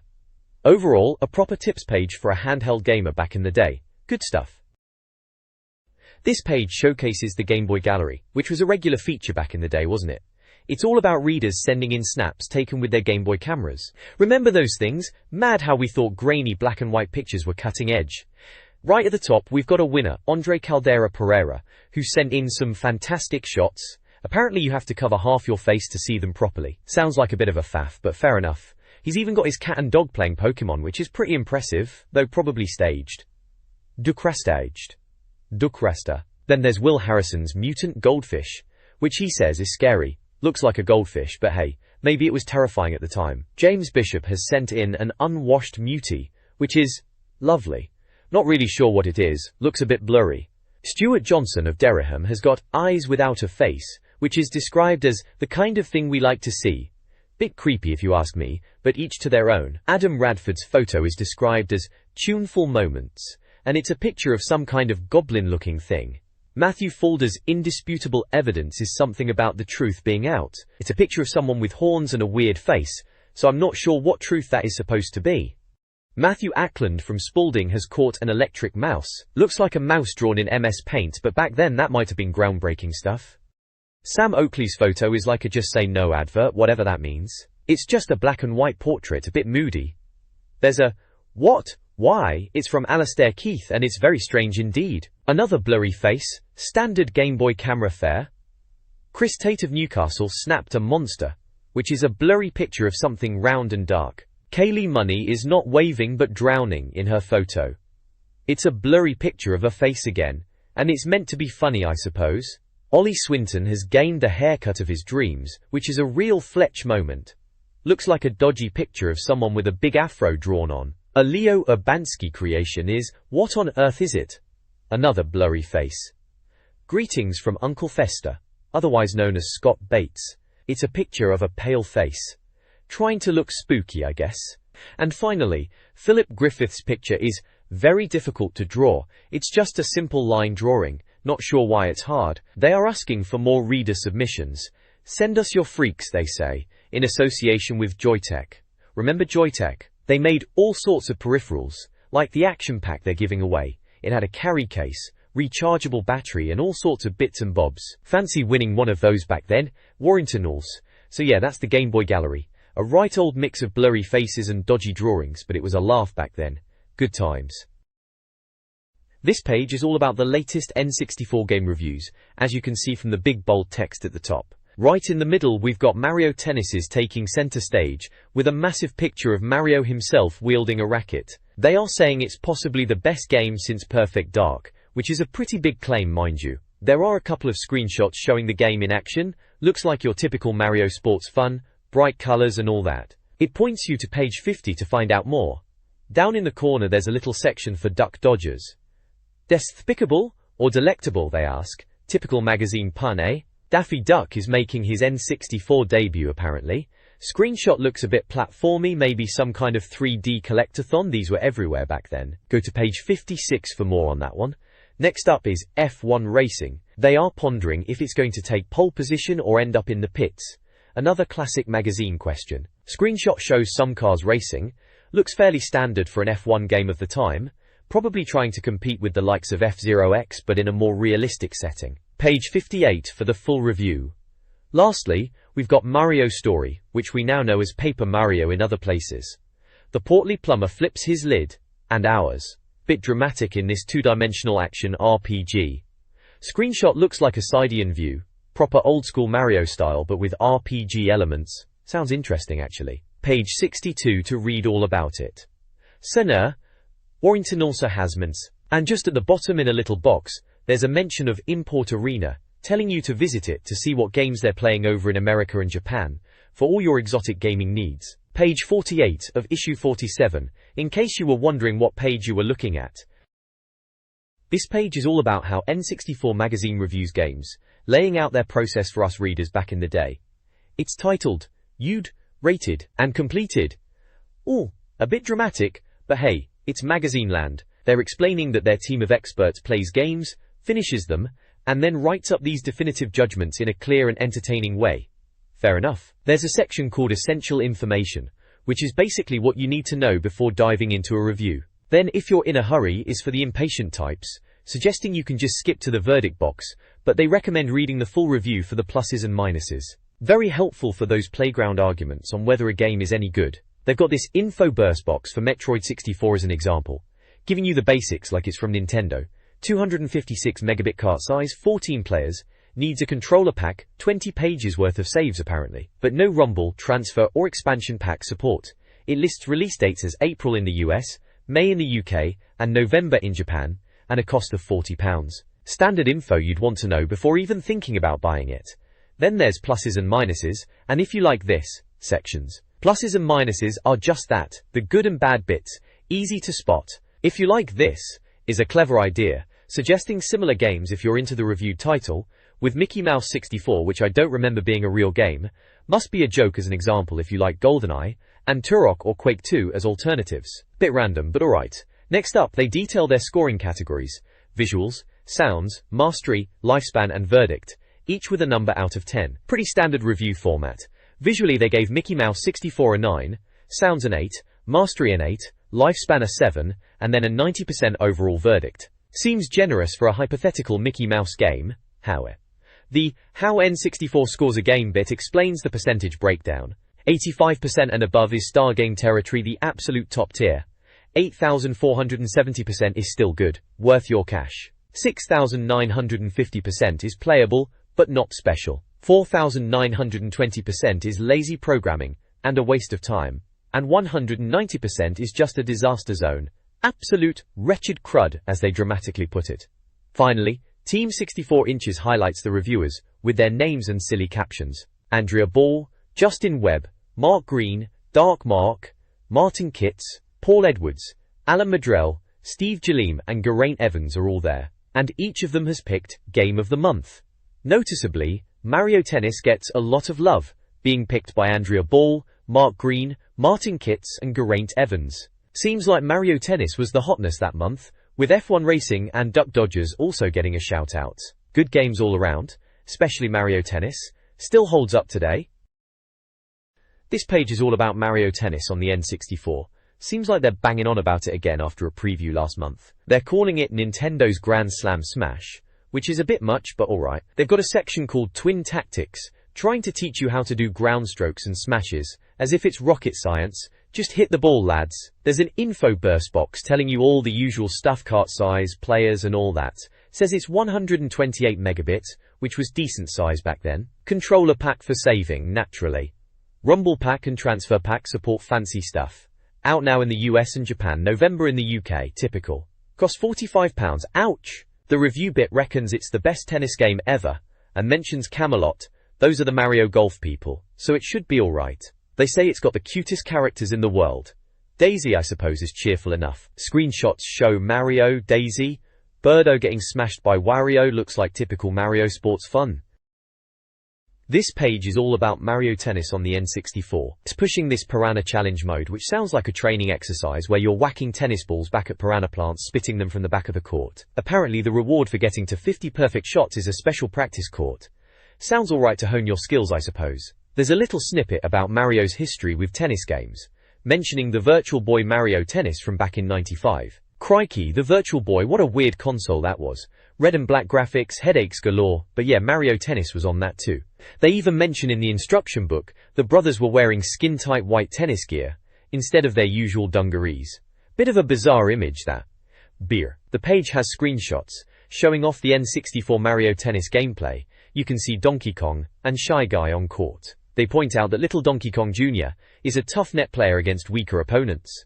And there's a little match results box, showing a win with 2-0. All standard Mario Tennis fare really, nice colourful graphics, and easy to pick up gameplay, good for a bit of multiplayer fun with your mates. This page is all about Mario Tennis on the N64, right? And it's taking a look at the different character types you can choose. It's got these categories like all-rounders, which are your standard Mario and Luigi. Good solid choices, can't go wrong really. Then there's speed characters, so you're looking at Birdo, remember when they used to call Birdo Catherine? Yoshi, and Baby Mario for those who like to zip around the court. For technique they've got Waluigi, Daisy, Toad and Peach, apparently good for accuracy over power. One of the reviewers, Alan, apparently fancies himself a Waluigi expert even though he's rubbish at the game according to the text here. Bit of a laugh. Daisy and Peach are suggested as the sensible options in that group. Then you have power characters, Wario, Bowser and Donkey Kong, for when you just want to blast the ball past your opponent. Donkey Kong's serve is mentioned as being particularly quick, enough for some Steve bloke to pick him as his main man. Wario is the office Mario Tennis champ's choice apparently. Tricky characters are Boo and Paratrooper, formerly Teresa and Patapata they say. These are the floaty ones, good for curving shots and messing with your opponent's head. Finally, special characters are DK Jr. and Shy Guy. They're the hidden ones, not too hard to unlock apparently, and they're leaving it up to us to figure out how to get them and how they play. Shy Guy was Hey-Ho in the Japanese version, in case you were interested. Kusut. And then there's a bit about Bowser's stage. Apparently it tilts as you run around, which is a bit of a gimmick, and it has power-ups. But they reckon the power-ups are a bit rubbish and more trouble than they're worth. They're saying you're better off just playing normal tennis on a tilting court. They do call Bowser's stage visually distracting, which is probably fair enough, it's a bit much, isn't it? The next page is all about Mario Tennis on the N64, a proper corker of a game it was. It's focusing on the ring shot mode, which was quite clever. You had to hit the ball through rings for points, and they got smaller, making it harder, naturally. Apparently, there are 320 flags to collect in ring shot mode. Sounds like a right old grind for completists. Then there's a bit about short tennis, mentioning the Game Boy Color version, and how it's like Mario Golf's handheld cousin, with an RPG mode, tournaments and creating your own character. You could even transfer them to the N64 version, which was a bit of alright at the time, though fiddly. The page also talks about court surfaces, saying when you start off, the medium court is easiest. Makes sense. Then there's the fast grass court, and the synthetic one, which they reckon are the preferred choices for skillful players. Bit of a nod to the Git Gud mentality even back then. Clay courts are slow, like in real life, making for more airshots apparently. And then there's special courts you get in tournaments, each with its own oddball characteristics. Finally, there's a quirky little section on leftism. Apparently all the characters are right-handed by default, but if you're a lefty you can hold L or Z to switch hands. They even mention it's good for people who favor Paratrooper or Boo, whoever they are, and that it's nice to see lefties not forgotten by Nintendo, even if they didn't let you make the players ginger, for some reason. Bit strange that. The next page is all about Mario Tennis on the N64, a cracking little game that came out of nowhere really. It talks about the camera angles, reckons the default is best, but you can lower it for a faster game or use the follow player one, which is handy in tournaments so you're not stuck at the top of the screen all the time. They call that a cheap trick, but admit you need every advantage for the special cups. Cheeky. Replays are a big thing. Apparently you can watch them from different angles by pressing B. And in a bit of a funny observation, they mention you can actually smack your doubles partner in the back of the head with the ball. Ouch, lickata. The review goes on about how long we waited for N64 screenshots back in the day. Feels like forever, doesn't it? Mario Tennis just appeared at E3 with no fuss and was out in no time. They're saying it's better than Super Tennis on the SNES, which is high praise indeed. It's described as easy to pick up but with hidden depth. No time. The control system is made to be simple for anyone. Just push the joystick where you want the ball to go. Apparently, anyone can pick it up and have a decent rally straight away. They mention power shots by double tapping buttons, and smashes by winding up your swing early. Lobs and drop shots are in there too, all the usual tennis tricks. Treaty. Then there's a section called Trophy Bitter about the cups. Singles cups are mushroom, flower and star cups, and some characters are easier to win with than others, especially the Mario Bros. For doubles, it says you're stuck with a computer partner, which is a bit of a shame if you wanted to play with a mate. Star players are characters you've won the Star Cup with, and they get a glitter effect and boosted stats. Finally, there's a special cup, which you unlock by winning the Star Cup with all 16 characters while holding R. Sounds like a proper grind for the completionists. 4 cups, 16 characters. That's a lot of playing to see everything. They reckon 64 times through to see it all. Blimey. This page is all about Mario Tennis on the N64, focusing on the multiplayer aspect of it. It kicks off by asking anyone for multiplayer, which is fair enough because back then, getting 4 mates around for some N64 action was the best. They're really pushing the multiplayer modes, going through singles, doubles, ring shot, and even a Bowser mode. For singles, they say it sorts out the expert players from the amateurs and plucky Brits, huh? Star players mentioned are Donkey Kong, Mario, Wario and Birdo for that mode. Doubles sounds like a right laugh. They reckon it's unbeatable with 4 players, causing as much chaos as Mario Kart. Star players there are Peach, Yoshi, Baby Mario, and DK Jr. Ring shot is mentioned as a variation with timed games or limited polyball matches, and the star players listed are Daisy, Waluigi, Toad, and Peach. Then there's Bowser mode, which they're not too keen on for some reason, even with 4 players in Bowser's arena. Star players for that are Paratrooper, Boo Shario, Mario, and Luigi. Warrington. There's a pluses and minuses bit in a yellow box listing loads of fun, easy to learn, hilarious 4-player action, great characters, and subtle controls as the plus points. The minuses, 1 fairly weak bonus game. Can't argue with most of that. Mario Tennis was pretty accessible, and a blast with mates. Then there's an if you like this, can't argue weak bonus game section suggesting Mario Kart 64, saying it's classic karting and better than the SNES version, which most people would agree with at the time. They've got sections marked visuals, sounds, mastery and lifespan, all rated 8 or 9 out of 10, so they're clearly impressed. Verdict at the end calls it another unmissable hit for Nintendo, and gives it a whopping 91%. The review is signed off by a Martin Kitts, and they're saying it's £45, which was probably standard price for a new N64 game back then. Overall, they're making it sound like Mario Tennis is the sports game of the year, and well worth the money for the multiplayer fun. Reckon you might even have a punch-up with your mates over it. This page is all about Duck Dodgers on the N64. It's got a big bold title, Duck K Dodgers, in that typical N64 mag style, and underneath it says, not at all despicable. Playing on Daffy Duck's lisp, I suppose. There are a couple of review snippets at the top. Previously in N64, talks about the Rocketman section of the game being a bit of a pain, saying if you mess up with the rockets you're basically brown bread. Then City Break mentions the second stage set in a city, which is apparently much better, letting you wander about, chuck balls at dogs and mess about in a museum. They say the Penny Arcade in the city is a highlight, complete with a punch machine, shooting gallery, and even a playable version of Pong which unlocks 2-player. Sounds alright, doesn't it? Warrington. There's an info burst box giving the lowdown on the game facts like it's from Infogrames. A 128 megabit cart, 1 or 2 players, controller pack needed for saves, cartridge save, no password or expansion pack, rumble pack is in, no transfer pack. Release date says now in the US, October in the UK and TBA for Japan, and it costs £40. Blimey, games were pricey back then. The main article talks about Duck Dodgers being a 3D platformer based on the old cartoons, saying it does a decent job, despite a few issues. It mentions the developers Paradigm, who were known for racing games, and how they've captured the Warner Bros. Cartoon feel, with Daffy's animations and voice, thanks to Mel Blanc's original recordings. They reckon the visuals are good, comparing them to Paradigm's own Beetle Adventure Racing, saying they're detailed and colourful after the first Rocky World. They do say though, that despite the open areas, the game is actually quite linear, which is a bit of a shame. But there are plenty of spacecraft hangars, castles and sewers to explore. They reckon the animations of Daffy are straight out of the cartoons, which is probably the main appeal. It mentions the game is better than you might think, despite being quite linear.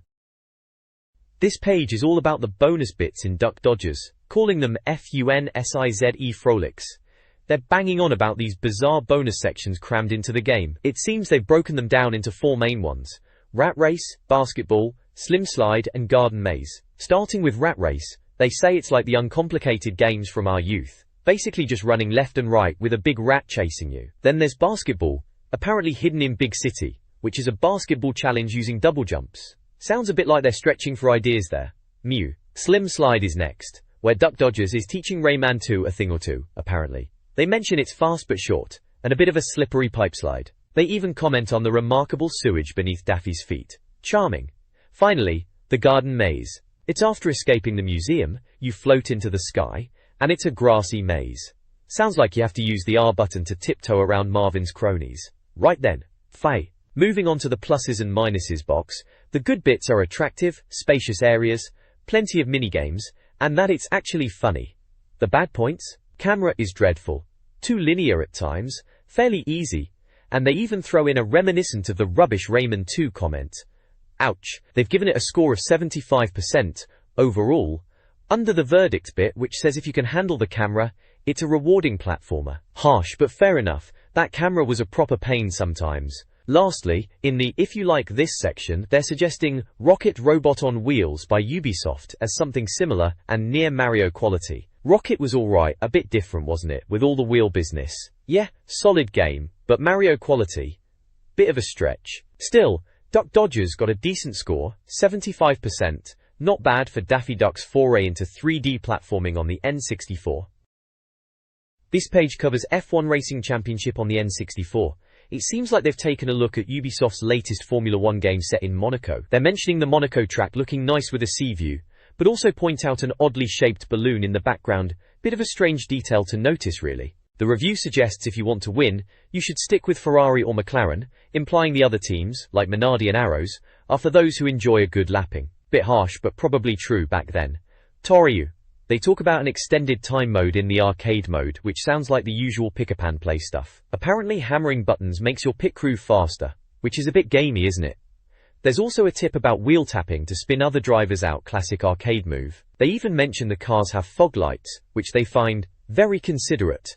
A bit of a tongue-in-cheek comment there, I reckon. There's an info burst box too, with the game details. It's from Ubisoft, a 96 megabit cart, 1 or 2 players, needs 9 pages on your controller pack, which is quite a lot. Cartridge save is in but no password, expansion or transfer pack. Rumble pack is supported though. Looks like it was due out in October in the UK but TBA for the US and Japan. Costing around £40, which was pretty standard for a new N64 game back then. So, standard F1 fare for the N64 it seems.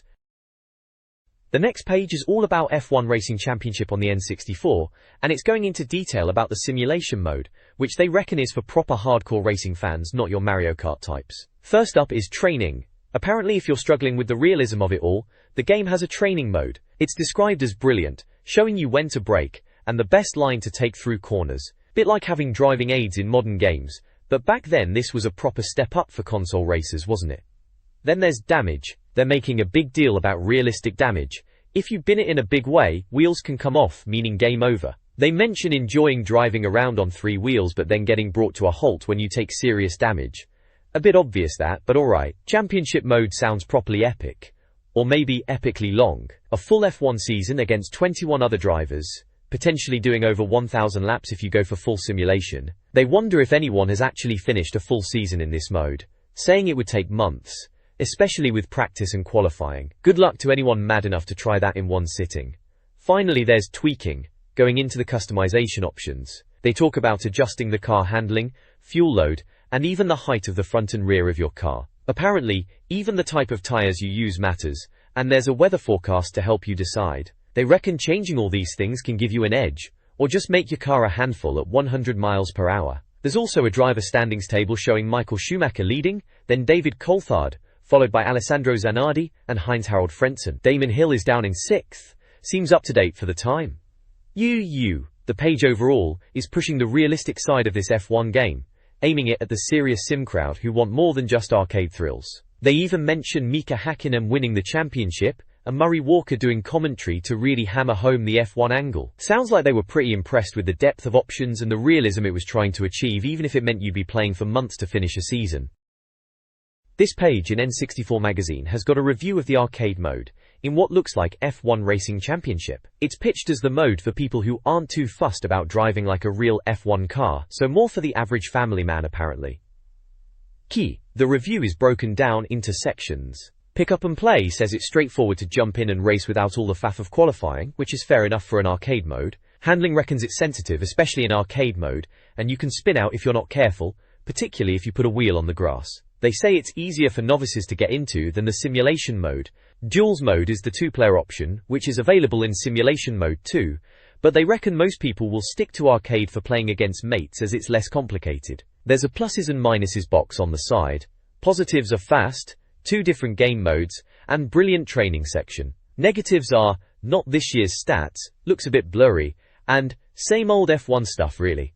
Then they've got these little ratings out of 10 for different aspects. Visuals gets a 7, saying the cars look meaty and the team colours are good, but it's a bit fuzzy. Sounds is a 6, just the usual whining car noises and synth-rock soundtrack. Mastery is a 7, saying future F1 games will copy the training mode idea, which is maybe a bit strong considering it's just training. Lifespan also gets a 7, reckon it'll keep you entertained until the next F1 game comes out. There's a box saying, if you like this, and it suggests F1 World Grand Prix on the N64, giving it 93%. They say Nintendo's original F1 game is still probably the best. Warrington Youth Award. The overall verdict is that it's a good game, but we've seen it all before. They compare it to F1 WGP2, and say it suffers from being similar to its predecessors, and so does this one. They mention that the driver stats are already out of date, mentioning Damon Hill is retired and Barrichello is at Stewart, which dates it to around the 1999 season, but it does feature Villeneuve, who was around then. They wrap up by saying unless you're desperate for last year's stats, you might as well stick with what you've got, but if you don't have an F1 game already, it's worth a look. It gets a score of 72% in the big 72 graphic at the bottom. Seems a bit lukewarm really. This page in Import Arena is taking a look at Mario's story, or Paper Mario as it will probably be known over here. They're saying it's a sequel to Super Mario RPG on the SNES, and they got their hands on a playable version from Japan. They're quite impressed with the mix of 2D characters in a 3D world, reckons innovation isn't dead, which is a bit strong, it's just a visual style in it. They point out the save points are the familiar coloured cubes, good to know, and they reckon one of the characters looks like a Moomin, which, yeah, I can see that odd resemblance. They also mention a top-fatted freak dragging Matza into a game show. Sounds like typical Mario madness, to be honest. The info burst box at the side gives you the nitty-gritty. Nintendo are developing it, it's on a 128 megabit cart, just one player, and it uses the controller pack, rumble pack, and transfer pack apparently. Looks like it was out in Japan in December, and we're still waiting. Typical. Cost in yen is 6,800 yen, which they reckon is about £40, not bad. Seems like they're tentatively impressed and think it's more than just a kids game, which, well, let's hope so for 40 quid. This page is all about the characters you'll be bumping into in Mario's story on the N64. It's called Cast from the Past, which is a bit of a clever title, I suppose. They've highlighted a few of the key players, starting with the Goomba, which they're calling Potato Snacks. A bit harsh, really. They are the basic fodder enemies you get right at the start of most Mario games, let's be honest. Then there's the Koopa, everyone knows them, described here as the flying kind, and rescuing their shells that sounds about right from memory. Bob OMBs get a mention. The cuddly incendiary device, as they put it, always a bit stressful when those guys are around. They also point out the fortune teller, another mustachioed marvel apparently, typical Nintendo. There is Postman Koopa who delivers Peach's party invite, sounds like a bit of a plot device that one. And then Luigi gets a look in.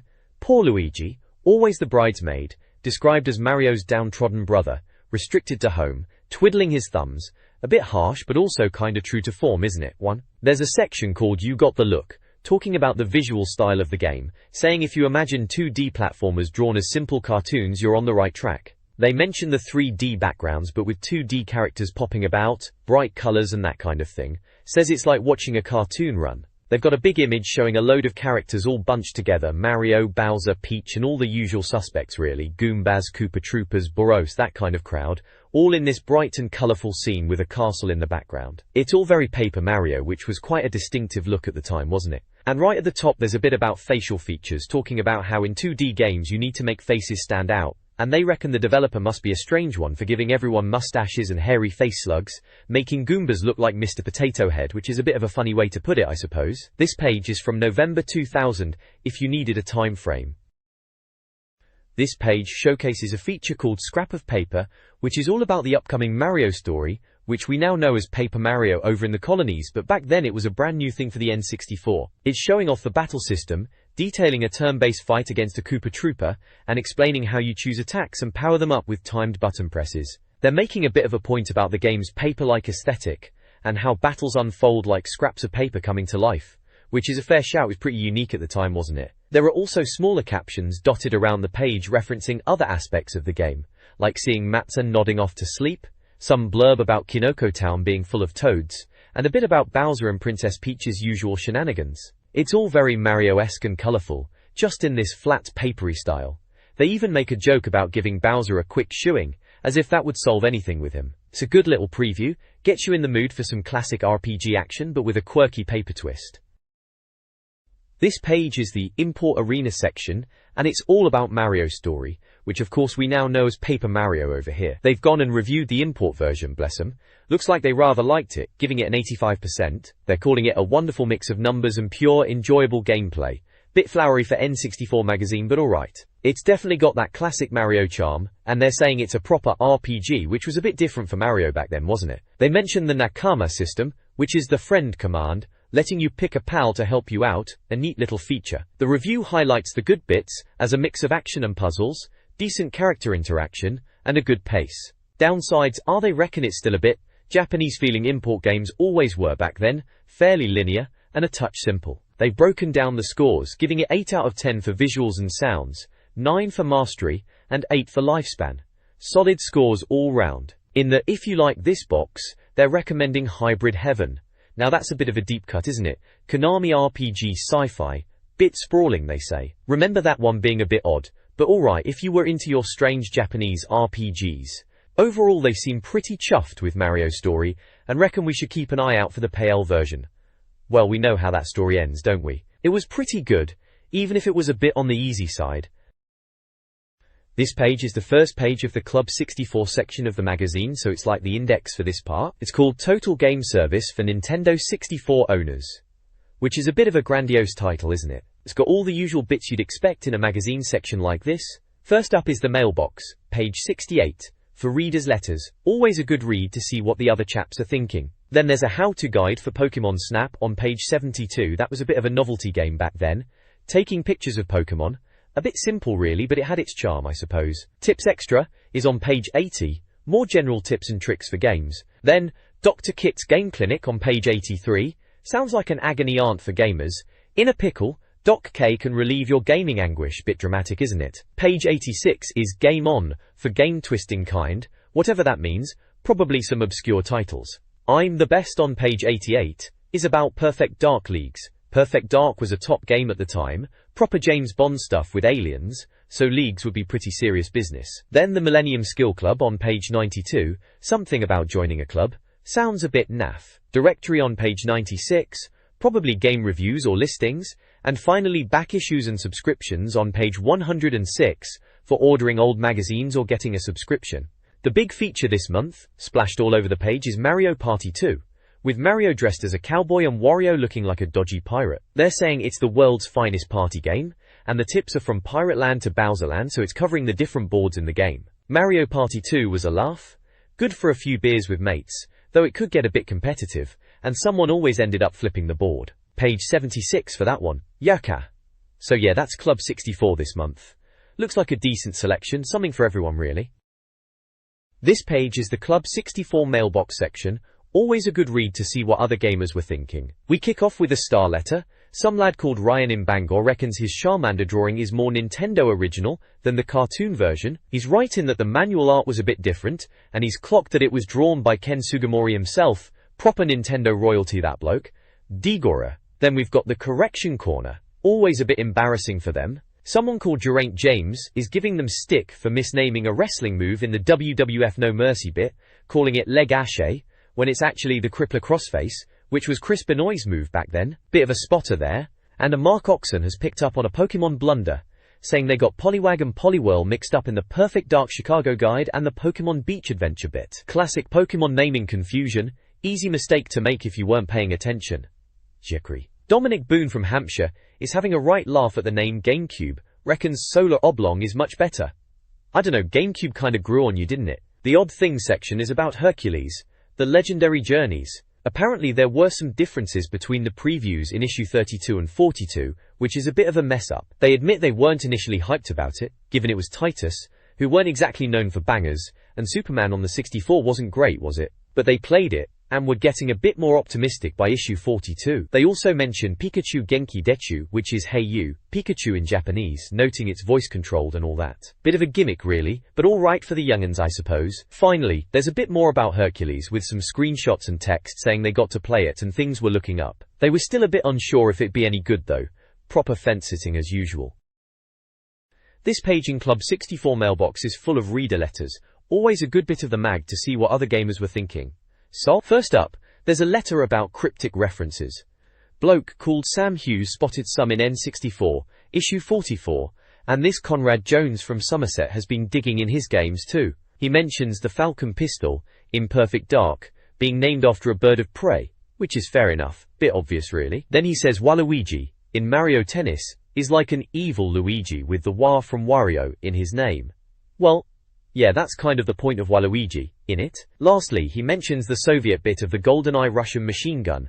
Again, not exactly mind-blowing stuff, but I suppose it's the sort of thing you might notice if you're really paying attention. Next, someone called Chris Foster in Hertz is writing in about a piece of broccoli. Turns out he found a dodgy scratch card advert that ripped off Pokemon, calling it Pocket Monster Prizes. He reckons it's a cheap knockoff, and even mentions some dodgy monster names, like Pidgeot and Chisurti. Definitely not Pokemon, that's for sure. Sounds like a proper dodgy bit of marketing going on there, trying to cash in on the Pokemon craze. Then there's a worries letter about Majora's Mask. This fella is looking forward to it but is a bit concerned about the real-time concept.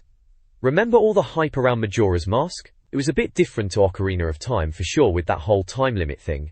Interesting to see someone already pondering about that aspect. Moving on to the Dream On section where readers send in their game ideas. First up is Hijack 209 feet from Carapanetta in Fife. Sounds a bit full-on. You play as a hijacker on a plane or boat heading to New York, taking hostages and planning an escape. It's described as a bit like a mod for Half-Life called Counter-Strike where you're the terrorists. Bit edgy for a game idea, especially at the time. Then there's School Sucks 64 feet from Robert Bartley in Kent. This one's about being a naughty school kid, getting bad grades, being a bully, and getting expelled. He even mentions School Days on the Spexy as a reference point. Proper old school that is. He's saying the only way to get points is to do something good like joining the choir. Bit sarcastic maybe. There are a few screenshots dotted around Waluigi from Mario Tennis looking shifty as ever, that dodgy Pocket Monster Prizes scratch card with its rip-off monsters, and a screenshot of School Days to go with that game idea. All in all, a typical letters page readers sharing their thoughts on games and throwing out some game ideas. Standard stuff for a gaming mag back then, always good to see what everyone else was thinking. This page is the mailbox section, bonus letters it's called, in issue 47 of N64 Magazine. We've got readers' letters, and Ed's replies as usual. Someone's asking how to be like Miyamoto, to which Ed dryly responds, no name, which is a bit cheeky. Then there's a funny one about Pokemon being dead like yo-yos, pogos and trance music. Bit harsh on Pokemon there. Ed jokes, if only we knew. Another reader is asking why wrestlers can't bleed to death in games, and Ed simply says because it's not very nice. Fair enough I suppose. Someone is complaining about too many cartoony games for the GameCube, and doesn't want the Shigsy guy to go bankrupt. A bit dramatic that. Ed just says, I'll pass on your concerns. And finally, there's a bloke who woke up to his dad playing N64 at 7 AM in the morning.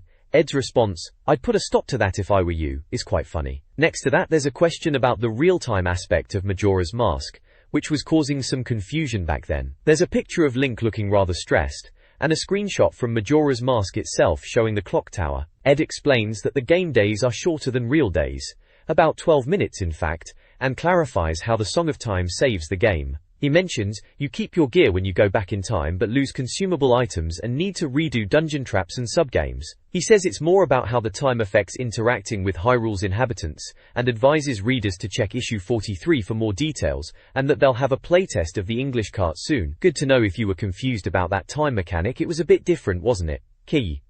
Then there's the So Tell Me This section, a Q&A thing. Someone is asking about Metal Gear Solid 2 coming to the GameCube, and if Super Mario 2 will have co-op. Ed says nothing's confirmed about MGS2, but there are rumors of a Game Boy Color version linking with MGS2, and that suggests a GameCube version might be on the way. As for Super Mario 2 co-ops, apparently, it was reported way back in '97, in a Japanese mag, that you could play as Mario and Luigi together, but it never happened on the N64. He says work has been done on it, so keep an eye out for Super Mario 2 on GameCube. Interesting. Biast. Next question is about the war, level in Perfect Dark on Perfect Agent difficulty being hard, and what the war mission actually is. Ed explains the 4 special assignments, Mr. Blonde's Revenge, Mayan SOS, War, and the Duel are unlocked after you complete parts of the game, and in the war mission you're a Mayan fighting against Skedadar. You need to complete the game on Perfect Agent to access it, and if it's too hard, get their Perfect Dark guide from last month's issue. Those Perfect Dark challenges were tough as nails. Then someone asks what happened to EA Premier League games on N64, and when Star Wars Battle for Naboo is out, and if Aussie and Kiwi gamers can buy UK games. Ed reckons the reader means FA Premier League games, which were out on PC and PlayStation last year, but never planned for N64. He does say to expect plenty of EA Sports games on GameCube though. Star Wars Battle for Naboo is due in the States in November, but no UK release date yet, sometime early 2001. And yes, Australia and New Zealand use PAL like the UK, so games will work, but Japan and the US use NTSC, so they won't. Finally, someone asks about water sports games in Wild Water World Championships, and Ed replies that WWW Championships has been canned, sorry mate. And at the bottom there's the address to send queries to N64 Magazine at Monmouth Street in Bath. All the important info for N64 gamers at the time. This page showcases the Dolphin Factory and the N64 board sections from Club 64 magazine. Dolphin Factory is all about readers' wild ideas for Nintendo's upcoming console, the Dolphin, before it was officially the GameCube. We've got James from Bognor Regis, with a design that's a bit of a box, looks like he's crammed in everything but the kitchen sink, DVD playback, a hard drive, online stuff, the whole shebang. Ambitious, I suppose. Then there's Michael Carroll's effort, a dolphin-shaped console, literally, a bit tongue-in-cheek, calling it the size of a small horse, and coming in metallic pink and metallic blue, very 2000 in it. They even mentioned a translator button, which is a bit of a head-scratcher, not sure what that would have been for.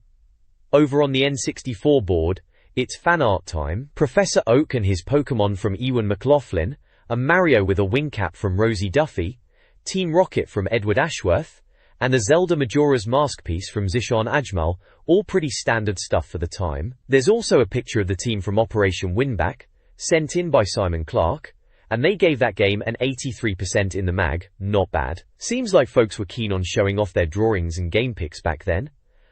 Simpler times. This page in N64 Magazine, issue 47, carries on with the Pokemon Snap guide. Remember that one? How to be picture perfect in Pokemon Snap, it shouts, right across the top. Bit dramatic, but hey, it's for getting those top scores from Professor Oak in it. This is part 2 of their photography masterclass. They've got a recap of their original review in a What We Said box, giving Pokemon Snap 80%. They called it highly original and great fun, which it was, even if we all secretly wished there were loads more Pokemon in it. Shame there aren't at least 88 more monsters though, they cheekily put. Spot on. Then it gets into the nitty-gritty with Challenge This, 4 steps to getting amazing scores in Professor Oak's challenge. They've called it Thrashing Professor Oak's Challenge Scores. A bit strong maybe, but I get their enthusiasm. The maths bit explains how the scoring works. After you've snapped Mew, it's all the picture points multiplied by the number of different Pokemon you've managed to get in your album. Makes sense. The points is all about getting the best scoring shots on each map, especially those Pikachu ones apparently. They suggest hammering the Z and A buttons to get loads of photos of those high point moments. Cheeky, but effective I suppose.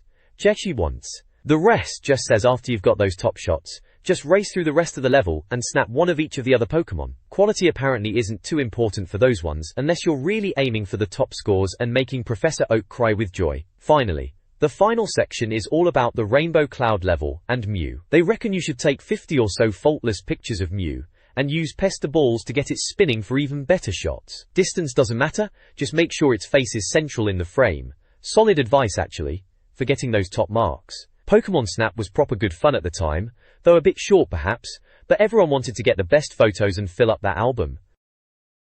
This page from Club 64, or How to be Picture Perfect in Pokemon Snap, is all about getting top scores in the Caves level of Pokemon Snap. It's like a little guide to maximizing your points, breaking down the level into different photo opportunities. There's a walkthrough of the level, laid out like a path, each section highlighted with a score and a description of what you need to do to get those points. We start with Professor Oak's Pika Pose, where you have to save Pikachu from a Zubat and then get him riding on Articuno's back. Sounds a bit fiddly, but the guide reckons it's the most profitable pick. Moving on, we see the Jinx duo. Apparently playing them a tune on the Pokemon flute will get them dancing and improve your shot. Then it's Professor Oak's sign, pointing out the Mewtwo constellation made of glittering stars in the Weepinbell pool.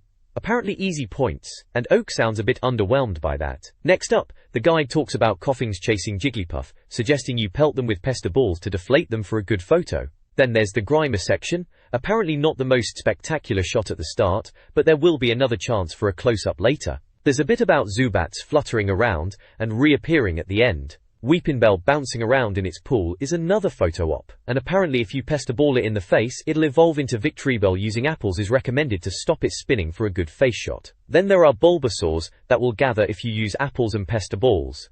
Kester balls. Towards the end, there's advice on rescuing Jigglypuffs from coughing tormentors for a good score, and finally, it mentions evolving Grimer into Muk by chucking 3 pester balls at it. If you did the Grimer trick earlier, this is the time for a matchless Muk moment. Overall, it's a pretty comprehensive guide for getting top scores in the Caves level, suggesting a mix of using items like pester balls, apples, and the flute to trigger events and get those high-scoring snaps. Pretty standard stuff for getting the best out of Pokemon Snap back in the day. This page is all about getting top scores in the Valley level on Pokemon Snap. Right then, who didn't love Pokemon Snap back in the day? It was a proper laugh, wasn't it? This guide here is showing you how to really max out your points in this particular level. It starts with Professor Oak giving you a secret path tip to get a Mankey picture by using a pester ball. Then it goes through a series of points you can snag by photographing different Pokemon doing daft things. We're talking about pester balling a Mankey to get a Magikarp and then Gyarados, waking up sleeping Gravelers with the poke flute, getting Sandslash to jump out near Geodudes, and even getting Squirtles to the shore with pester balls for better picks. They even mention feeding Dragonair apples by a whirlpool, and evolving Staryu into Starmie.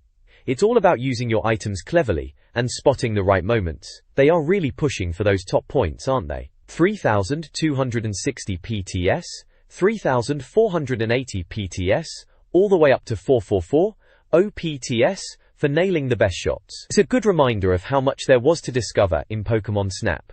Way beyond just snapping any old Pokemon. You had to actually think about it to get the best photos, which was pretty clever for a Pokemon game, really.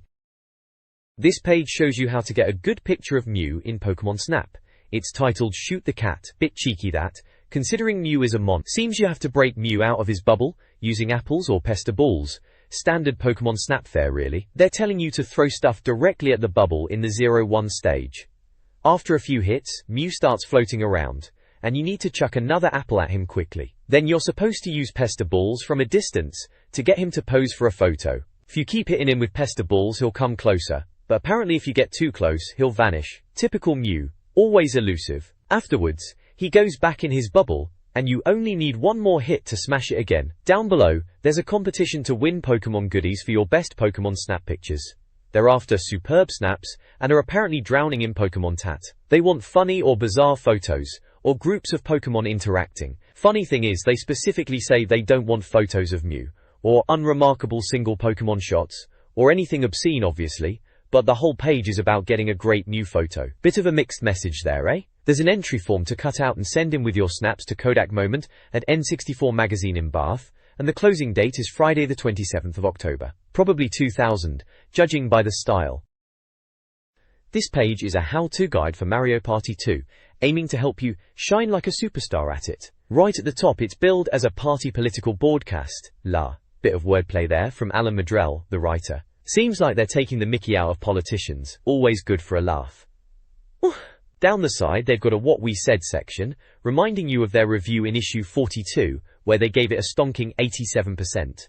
Brilliant fun, and marvelously unique Nintendo experience, are the key phrases they pulled out. And yeah, back then Mario Party was something else, wasn't it? Nothing quite like it on the N64. Or really anywhere else for that matter. Minigame madness. The article itself talks about Bowser being up to his old tricks, but this time Mario and the gang are settling things with board games and minigames, instead of just jumping on heads all the time. They mention wind-up Shy Guy races, quick draws, and log sawing as examples. Sounds about right, typical Mario Party chaos. Then they've got a section on items, showing off some of the power-ups. There's the normal mushroom which lets you roll 2 dice, the gold mushroom for 3 dice naturally, they reckon you'd need that for bonus coins. Sneaky. Skeleton key for shortcuts, plunder chest to nick items off other players, cheeky, and the dueling glove for coin betting scraps before things start heating up, presumably before the 16th turn, according to them. All pretty standard Mario Party fare, those items, classic power-up shenanigans. This page is all about party policy for Mario Party 2, which is a cracking game especially for back in 2000. It's breaking down all the different spaces you can land on, and what they do, and. First up is Bowser space, naturally. The page warns you to avoid them like the plague, saying you might win big with 10,000 coins or 100 stars, but more likely you'll just get robbed. Sounds about right, that Bowser is never to be trusted, the sneaky blighter. Groot. Then there's Baby Bowser, the cheeky tyke. Landing on him means he nicks 5 coins. Again, best avoided if you can, which is obvious really, losing coins is never a good thing. Yile. And then Nulsa? Theyda. Yile. Cooper Bank is next, which is a bit different. Going past the bank is free, but landing on it costs you 5 coins. However, if you're the first to land on it, Cooper gives you all the coins everyone has paid into it so far. Apparently if 2 people have already been, you'll get 10 coins. Nice one, Cooper, sometimes you're alright. Paid in 2. Treasure box spaces are good news. Land on one and you get an item. Not all items are brilliant, they admit, but some are helpful, especially for winding up Baby Bowser, which they hint at elsewhere in the mag. Gotta love winding up Baby Bowser. The Beirut space is where things go a bit crazy. It sounds like something different happens on every board when you land on these. They're calling them a mixed blessing, but if used strategically, they reckon you can do some major damage. Intriguing, those mystery spaces always were a gamble, weren't they? Single quote exclamation mark single quote spaces, chance time. They describe it as a great equalizer and cause of tears. Roll dice to determine 2 characters, and then whatever symbol in the middle block is what happens in an exchange of coins or stars. Sounds like proper party stuff and likely to cause arguments around the telly, which is all part of the fun, isn't it? Janju. Finally for spaces there's Boo. If you land on Boo, you can exchange 5 coins for Boo to pilfer someone else's coins. Or, if you're feeling flush, give him 50 coins and he'll nick you a star. If you've got Boo items already, tap A, and you might get shot away by the floating fella. Yehi. Then it moves on to Boo icon items. You can call Boo for help, but they say it's not the most amazing power-up, but it can make a difference. Fair enough. Every little helps. The magical lamp is arguably the best item. The genie takes you to Toad to buy a star, which is always useful. Worth trying for at every opportunity, they say, and I'd agree. Stars are the name of the game. Bowser icon changes you into a big lizard who joins in minigames when he comes by. When he joins someone, you'll steal their coins. That's properly nasty, typical Bowser. Seh, Bowser suit is fantastic stuff. Use this when you're about to pass by another player, and you'll steal 20 of their coins. Ha! Love it, proper cheeky. Warp block, pick one up, and a randomly selected player will swap places with you. Let's face it, it's pretty pointless, they say, which is a bit brutal but probably true, not the most game-changing item. Hidden block is a mystery. If you buy these you'll stumble upon them. Mostly they give you 20 coins, but you might just get a star. Again, a bit of a gamble, but could be worth it if you're feeling lucky. Last item is Baby Bowser. Yes, pick this little scamp up in an item minigame, and you'll get Warrington Nossa. Well, nothing. Not 1 red cent as they say. Bit of a letdown then, Baby Bowser items, Warrington Nossa. Overall, it's a good rundown of the Mario Party 2 spaces and items, and how they work. Brings back memories of shouting at the screen, and blaming your mates for nicking all your stars. Good times. This page of the mag is all about Mario Party 2, yeah, good old number 2, on the N64. It's giving us the lowdown on the board game side of things, which is fair enough. Because it's pretty essential if you want to actually win and not just mess about, isn't it? First up is Pirate Land, right? They're saying it's a gentle start, which is probably true, compared to some of the later boards in Mario Party 2. It's all about these happening spaces that trigger the ship's cannon, sending everyone back to the start. Cheeky. And docks with arrows? Sounds like some random warp action for a $5. And apparently you can even mess with the thwomp toll after you've already paid it. Bit sneaky that. Gee, then it's off to Western Land. Yee-haw, as they say. This one sounds a bit more chaotic. Happening spaces trigger a train that steamrolls anyone in its path. Nice. Reminds you to actually look at the map, doesn't it? And the Hootenanny place lets you be a right pain and teleport everyone to you for 20 coins. The train station is a bit of a rip-off. 5 coins to move forward or backward, but you don't even get to choose which way you go. Charming. Spaceland is next, to infinity and beyond. Bit of a Buzz Lightyear rip-off there, lads. This one's got thwomp speeders, zooming around the edge of the board if you land on a happening space. Sounds a bit mental. Then there's the Sniffit Patrol, which blocks exits and sends people back to the start. You can pay to get it going, which is a bit of a gamble. And watch out for Bowser and his coin-robbing laser when the counter hits 0. Properly annoying if you've been hoarding coins. Lastly, it's Mysteryland, spooky stuff. Happening spaces warp you around. Typical.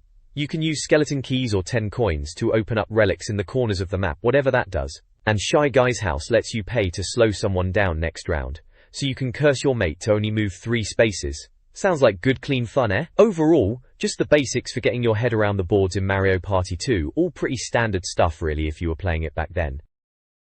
This page is all about Mario Party 2, right then. It's got a feature called Shine Like a Superstar at Mario Party 2.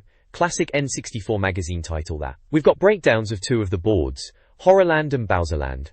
Horrorland, they're talking about thwomps blocking paths during the day, and boos blocking them at night. Typical Mario Party chaos. Sounds like you've got to manage the time of day, and there's something about paying 10 coins to shuffle along diagonally, which sounds a bit cheeky. Bowserland is described as unpredictable, especially those happening spaces. Land on one of those in a row, and you're off to the blooper wheel apparently. And if you hit any other happening space, you get moved somewhere else on the board. They mention the Bowser Parade, and getting robbed every 5 turns if you don't use the parade planning office. Sounds like classic Bowser being a right pain. And their warning about item prices being inflated near the end of the game.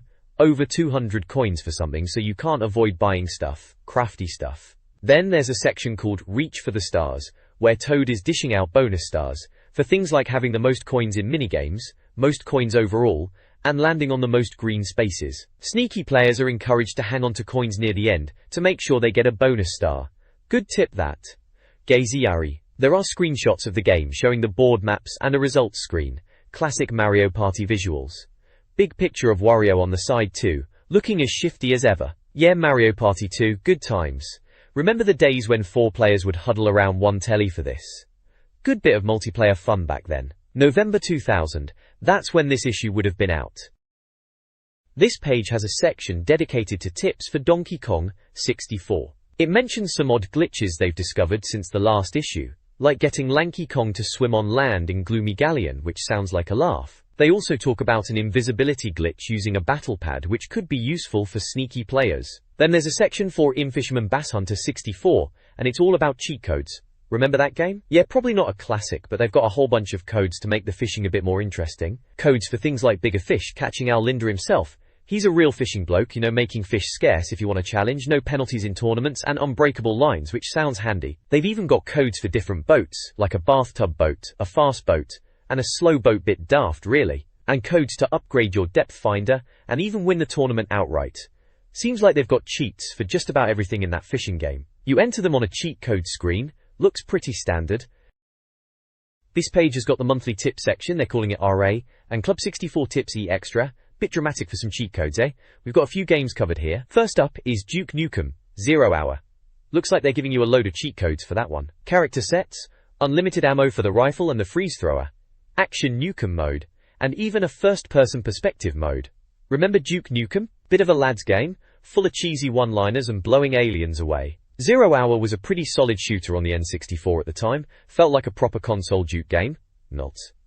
Then there's Tony Hawk Skateboarding. This was massive back then, everyone was trying to pull off kickflips in their gardens after playing this. They've got a section on mighty tricks to bust out when your special meter is yellow, listing tricks for Tony Hawk himself, and other skaters like Chad Musker, Bob Burnquist, Kareem Campbell, Casper Slide, Bucky Lasek, Andrew Reynolds, Jeff Rowley, Darkslide, Rune Glifberg, Elissa Steamer and Jamie Thomas. Blimey, that's a lot of names. Basically, if you wanted to learn some fancy tricks in Tony Hawk's, this page had you covered with the button combos. Hey yeah? Lastly, we have a classic tip for Zelda, Ocarina of Time. Still going strong even back then, they're calling it a classic already. They're giving tips for free Lon Lon milk and extra ocarina tunes. Basically, stand in front of a cow for the milk, and for the tunes hold Z and R, and waggle the analog stick. Standard Zelda secrets really. Everyone was hunting for these things back in the day, trying to squeeze every last drop out of that game. Ocarina of Time was a proper masterpiece though, still holds up even now. This page of N64 Magazine, we've got the reader's top 15 tips, proper old school stuff, in it. It's basically a collection of cheat codes and little tricks sent in by readers like you and me back in the day. Always good for finding out that little edge, especially when you're stuck on a game or just want to mess about, chodes. Right at the top, tip of the month is for Perfect Dark. Apparently if you use the X-ray specs in the warehouse level, you can find a hidden crate with a question mark. Interesting, always something hidden in Perfect Dark, wasn't there? That's from Cameron Law in Derbyshire. Dode. Tip number 2 is another Perfect Dark one. This fella, Ben Stanton from Surrey, reckons if you're playing Dark Sims, stick only remote mines in your weapon slots and they can't detonate their mines, easy win. Sounds a bit cheap if you ask me, but hey, a win's a win, reckons Law. Next up, Space Station Silicon Valley. Andy Nunn from Grimsby says if you're running out of gunpowder, just pop out of your host animal and then quickly back in and boom, full power again. Never knew that one, might have actually used it if I wasn't too busy being a penguin. Full power. Number 4 is for Michael Owens, WLS2000. Joe Imich from Essex figured out that to boost your ratings quicker, just keep doing the coin toss at the start. Well, it's Michael Owens World League Soccer, what do you expect? Pure footballing genius on display there. Another Perfect Dark tip at number 5 from Gavin McDowell in Scotland. In Coop mode you can disarm a gun on the floor, pick it up, and apparently you get more ammo. Bit of a faff, but ammo was always precious in Perfect Dark. Number 6 is for World Driver Championship, some quirk with the GT2 cars, but there's no name or location listed for that one. A bit sloppy from the magazine, eh? Warrington's. Back to Perfect Dark for number 7. Paul Hollis from Stevenage says on Special Agent or Perfect Agent in Area 51. Infiltration. If you shoot the little grey squares in the comms bunker, the lasers go away when you plant explosives. Makes sense, those lasers were a pain. Tip 8 is for Zelda 64. Ocarina of Time, of course. Mark Nisbet from Ayrshire tells us to stand on the iceberg near Jabu Jabu, look right, and you'll find a cave with a gold Skulltula. Lens of truth needed for an invisible Skulltula too. Classic Zelda hidden stuff. Wotja. Lego Racers tip at number 9, from Daniel Taylor in Brixham. Create a new car, then enter the cheat MXPMXDUS, and you can test drive it. Pick up a green power-up, and you can warp through the blue sliding door. Spooky. Lego Racers was alright, bit simple, but still fun for a laugh. Number 10. Another Zelda 64 tip, this time from Alison Wilson in Edinburgh. Go to Goron City as a child, chuck bombs into the big spinning vase, and if you do it right near the Goron with closed lips, you get a heart piece. More heart pieces, always needed those. Perfect Dark again at number 11. Stephen Connor from Banbury says make Joel crouch to increase accuracy, especially with the Reaper, or when sniping guards in the villa level. Joanna Dark, crouching and accurate, makes sense, she was a pro. Tip 12. Multiplayer Perfect Dark again. Luke Wilson from Paynton suggests poisoning someone with a knife, then killing them. When they come back, they'll be dizzy and choked to death. Bit nasty, but that's Perfect Dark multiplayer for you, anything goes. Luke Wire. WrestleMania 2000 at number 13 from Graham Pinkerton in Hilton. For new costumes, press left C at the character select screen. To make your attitude meter rise quickly, hold right on the analog stick. Wrestling games were massive back then, everyone was channeling their inner Rock or Stone Cold. Bomberman 64 tip at 14, from Chris Bailey in Rotherham. Use a third-party controller with a slow motion button, engage slow mode at the title screen, and you'll unlock 4 new arenas for multiplayer. Sneaky way to unlock stuff. Finally tip 15, and surprise surprise, it's Perfect Dark again. James Rennie F. Sal in Buckinghamshire says grab a crate from the hangar and use it to wedge open the firing range door, so you can shoot Foster and his mates. You can also wedge open the device lab door to send the cam spy buzzing around the Carrington Institute. Always fun to mess with Foster and the guards. And at the bottom there's a form to send in your own top tip with your details, name, address, postcode, to get a coveted N64 badge if your tip is good enough for the tip of the month slot. Proper old school mail-in stuff. Magazines were full of this back then, wasn't there? Sending stuff in hoping to get your name in print. Good times. This page of Dr. Kit's Game Clinic in N64 Magazine is giving out some advice to readers who are stuck on their games. Good stuff as always. Pedofil. First up, Jonathan from Farnham is having trouble with Snowboard Kids. Wants to unlock everything. Dr. Kits gives him a button combo to unlock all the boards, characters and courses. Must give that a go myself.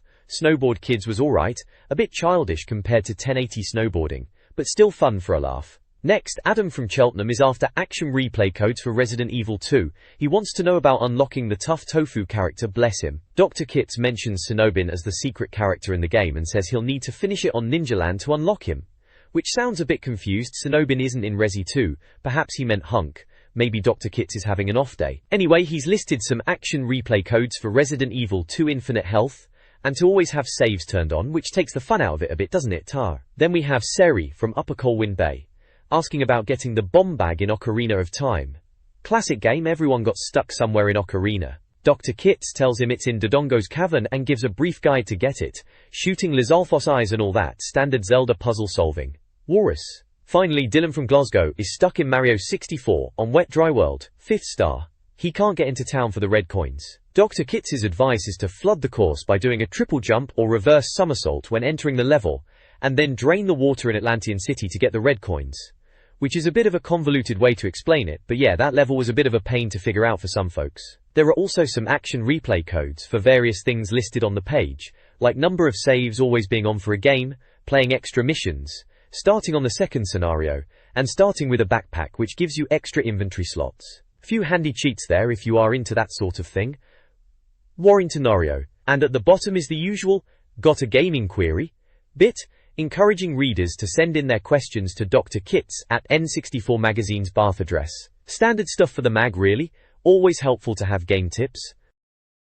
This page features a bunch of adverts, as you'd expect in the mags back in the day. Right at the top we've got Pokemon Central, looks like an umbrella brand for a few magazines, Planet PC, N64 Magazine, and Games Master, all logos squashed in there. They're looking for advertisers, telling you to call Alex. Then there's an ad for RaiByPost.com, all about Beanie Babies, Pokemon products, and claiming to be the fastest and friendliest mail order shop. They've even got Ash and Pikachu, so you know it's legit Pokemon stuff. Next day guaranteed, they were really pushing the speed back then. Warrant? Next up is TransKernel.com, Transatlantic Collectibles. They're boasting about having the largest selection of Pokemon products in the UK, English and Japanese boosters, decks, and other cool gear. They've got a hotline and fax number, and an email club for monthly prizes. Over on the right, PyrusTrading.com, a website for trading Pokemon cards. They're advertising Gym Heroes boosters and theme decks, and a Seadra pre-release card, with prices all clearly listed. They're selling all sorts of boosters, theme decks, promos and individual cards, including Japanese ones and Game Boy titles. Proper, old-school trading card place with an address in Barnsley. Finally, at the bottom, a big advert for the N64 Magazine Tips Helpline. Classic. Call for the latest tips on the greatest games. It's a premium rate number of course, 09064664447, open 8 AM to 11 PM 7 days a week. They say they cover pretty much every tip in the magazine, but if you're really stuck, give them a ring. They list a bunch of games they can help with. Perfect Dark, Donkey Kong 64, Zelda, Ocarina of Time, Pokemon Stadium, GoldenEye 007, Jet Force Gemini, Super Smash Bros., Banjo-Kazooie, WWF WrestleMania 2000, and loads more. Basically all the big hitters of the time. There's a slightly translucent purple N64 controller there too, for good measure. They even have a refund policy if you're not satisfied. Times were different, eh? This page showcases 8 challenges to test the best. It's a proper spread dedicated to madcap multiplayer scenarios dreamed up for the N64. We're talking proper mates round the house stuff here. Manju. First up is Perfect Dark, labelled Perfect Footy. Right, so, turns out Rare's spy shooter could be a footy sim, who knew? Apparently, Gareth Dineen from Reading did. The challenge is, in the warehouse level, no weapons, just try and shove a crate into goals, using the stationary crates as keepers, and a floater crate as the ball. Medals are awarded, gold for the winner, silver and bronze for second and third. Bit of a laugh I suppose, turning Joanna Dark into a crate-shoving footballer. Next we have Lilac Wars, or Star Fox 64 as some of us call it, rebranded as Animal Magnetism. This one's from James West out of Bedford. It's a tag game in aircraft, battle royal style, no guns, just try and ram into each other to make someone it. Time how long you're it, and medals are dished out based on that. Gold for 03 minutes, silver 46, bronze 815. Simple enough, a bit of silly fun in our wings. Then it's 1080 degrees snowboarding with suicidal tendencies. Stephen Hibbs in London cooked this one up. Dragon Cave, aim to smash yourself into oblivion basically. No A button for jumping, play as Panda for extra difficulty and less chance of falling. Compare times and get medals. Gold for 33 seconds, silver for 35, bronze for 37. Sounds like a recipe for digital broken bones, proper daft. Lastly, Star Wars Episode 1, Racer has banger racing. James West again, getting his money's worth this month. Boonta training course, standard race, but smash into everything using bottom C for damage, no repairing your pod, use the map. Medals based on wipeouts, gold for 3, silver for 5, bronze for 10. So, the worse you are, the better the medal. Makes perfect sense, not. Still, could be a laugh to see who can completely wreck their pod racer the fastest. Overall, it's a page of quirky multiplayer challenges, typical N64 Magazine fodder back then. Always trying to get a bit more mileage out of your games, suggesting daft ways to mess about with your mates. Good times. This page is all about user-submitted challenges for N64 games, classic stuff from back in the day. In it, it's part of a feature called Club 64 8 Challenges to test the best. First up, there's a Perfect Dark challenge called DIY Bomb Spy. Robert Carroll from Lancashire came up with this one. It's a multiplayer scenario where you have 4 human players. 2 players CI spies with 10% handicaps and remote mines, and the other 2 are G5 conspirators. The spies are supposed to plant mines, and one spy covers the other whilst they do. The conspirators have to defend themselves from the bomb-clad spies who'll detonate mines like kamikaze pilots. Medals are awarded for how long the conspirators last. 15 minutes survived gets you the gold, 10 minutes for silver, and 5 for bronze. Sounds a bit chaotic, but Perfect Dark multiplayer was always good for that sort of thing. 10 many minutes. Next is The Legend of Zelda, Ocarina of Time, with a challenge called Turn Turn Turn. Lee Howes from Great Yarmouth dreamt this one up. Using Miyamoto's stroke of genius that's Ocarina of Time for those who don't know. You head to the windmill in Kakariko Village and get onto the spinning platform. Play the Song of Storms, stand near the edge, and use Z-targeting. Then you have to run around the very edge of the circular platform without falling off. If you do fall, you start again. Medals are for laps completed. 6 or more laps is gold, 4+ is silver, and 2+ is bronze. Simple but probably fiddly. I remember messing around with the windmill for ages back in the day. Then there's Donkey Kong 64, and Get Off My Land. Stephen Smith from Bristol reckons this one is complex. You go to Fungi Forest, select Tiny Kong, then get to the tag barrel near the main tree, and the cuckoo clock. The challenge is to make your way around the level without touching the ground. This means using hair twirls from shroom to shroom, using vines, and the giant well with the headphones. Get to the tag barrel, and you've made it. Medals are for how far you get, end for gold, almost for silver, and halfway for bronze. DK64 was a collectathon beast, so anything to spice it up was welcome. Finally, there's another Perfect Dark challenge, You Slay Me. Gordon Leroyd from Newbury sent this one in. It's more Perfect Dark multiplayer mayhem, in Slayer mode, but this time with no simulants and an armful of Slayers. You have to go to the 2 corridors that circle the bottom lift, in the grid level. Then you have to race your rockets around the corridors for a minute, using A, B, or R to slow down rockets if needed. If a rocket explodes, it's game over and you start again. Medals are for how many laps in a minute. 7 laps is gold, 5 is silver, and 3 is bronze. Sounds like rocket dodging madness, very Perfect Dark. At the bottom there's a Now It's Your Turn Game On section encouraging readers to send in their weird ways of playing games, writing up to 100 words describing the challenge and suggesting 3 medal levels. They want challenges for Perfect Dark, Tony Hawk Skateboarding, Legend of Zelda, and Pokemon Snap. If they print your challenge, you get a fancy N64 pin badge. Pretty cool incentive for a bit of creative gaming. This page from the magazine is titled The Innovation Catalogue, and it's having a look at Nintendo's history of coming up with new ideas for games. It talks about how Nintendo has always been creative, going all the way back to their roots making playing cards. It mentions that some of their ideas became huge like the Game Boy, and they've patented loads of their concepts over the years. G. There are 3 bits highlighted here. First up is Console Stack, which they reckon is from 1999. Apparently this was a proposed add-on for the N64. It looks a bit like the 64DD, but it didn't have a disc slot on the front. They think from the connections at the back, it might have been something to do with surround sound for your telly. Sounds a bit far-fetched, and they reckon it was probably never gonna actually get made. Next is CD Caddy, from 1993. This is interesting, it was around the time of the SNES PlayStation. This was supposedly how you'd load CDs into that SNES CD add-on, to stop you scratching the discs. Sony didn't bother with the idea when they did their own PlayStation, and you certainly didn't see it on the GameCube later on either. Finally, there's the Color TV game from way back in 1978. This was Nintendo's first go at home consoles, and it was all Pong-style games. Apparently they sold over 2.5 million of them, which is pretty impressive for back then. This page is all about Nintendo patents.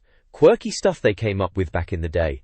First up, we've got the Card Magic Box patent from 1975, described as a bit of history, showing how Nintendo started with Hanafuda cards in 1889. Apparently this box can tell you which card someone's picked, but it's hinted the deck might be a bit dodgy, like something David Blaine would use. Torin Nogus. Then there's the Cowboy Target, patented in 1976.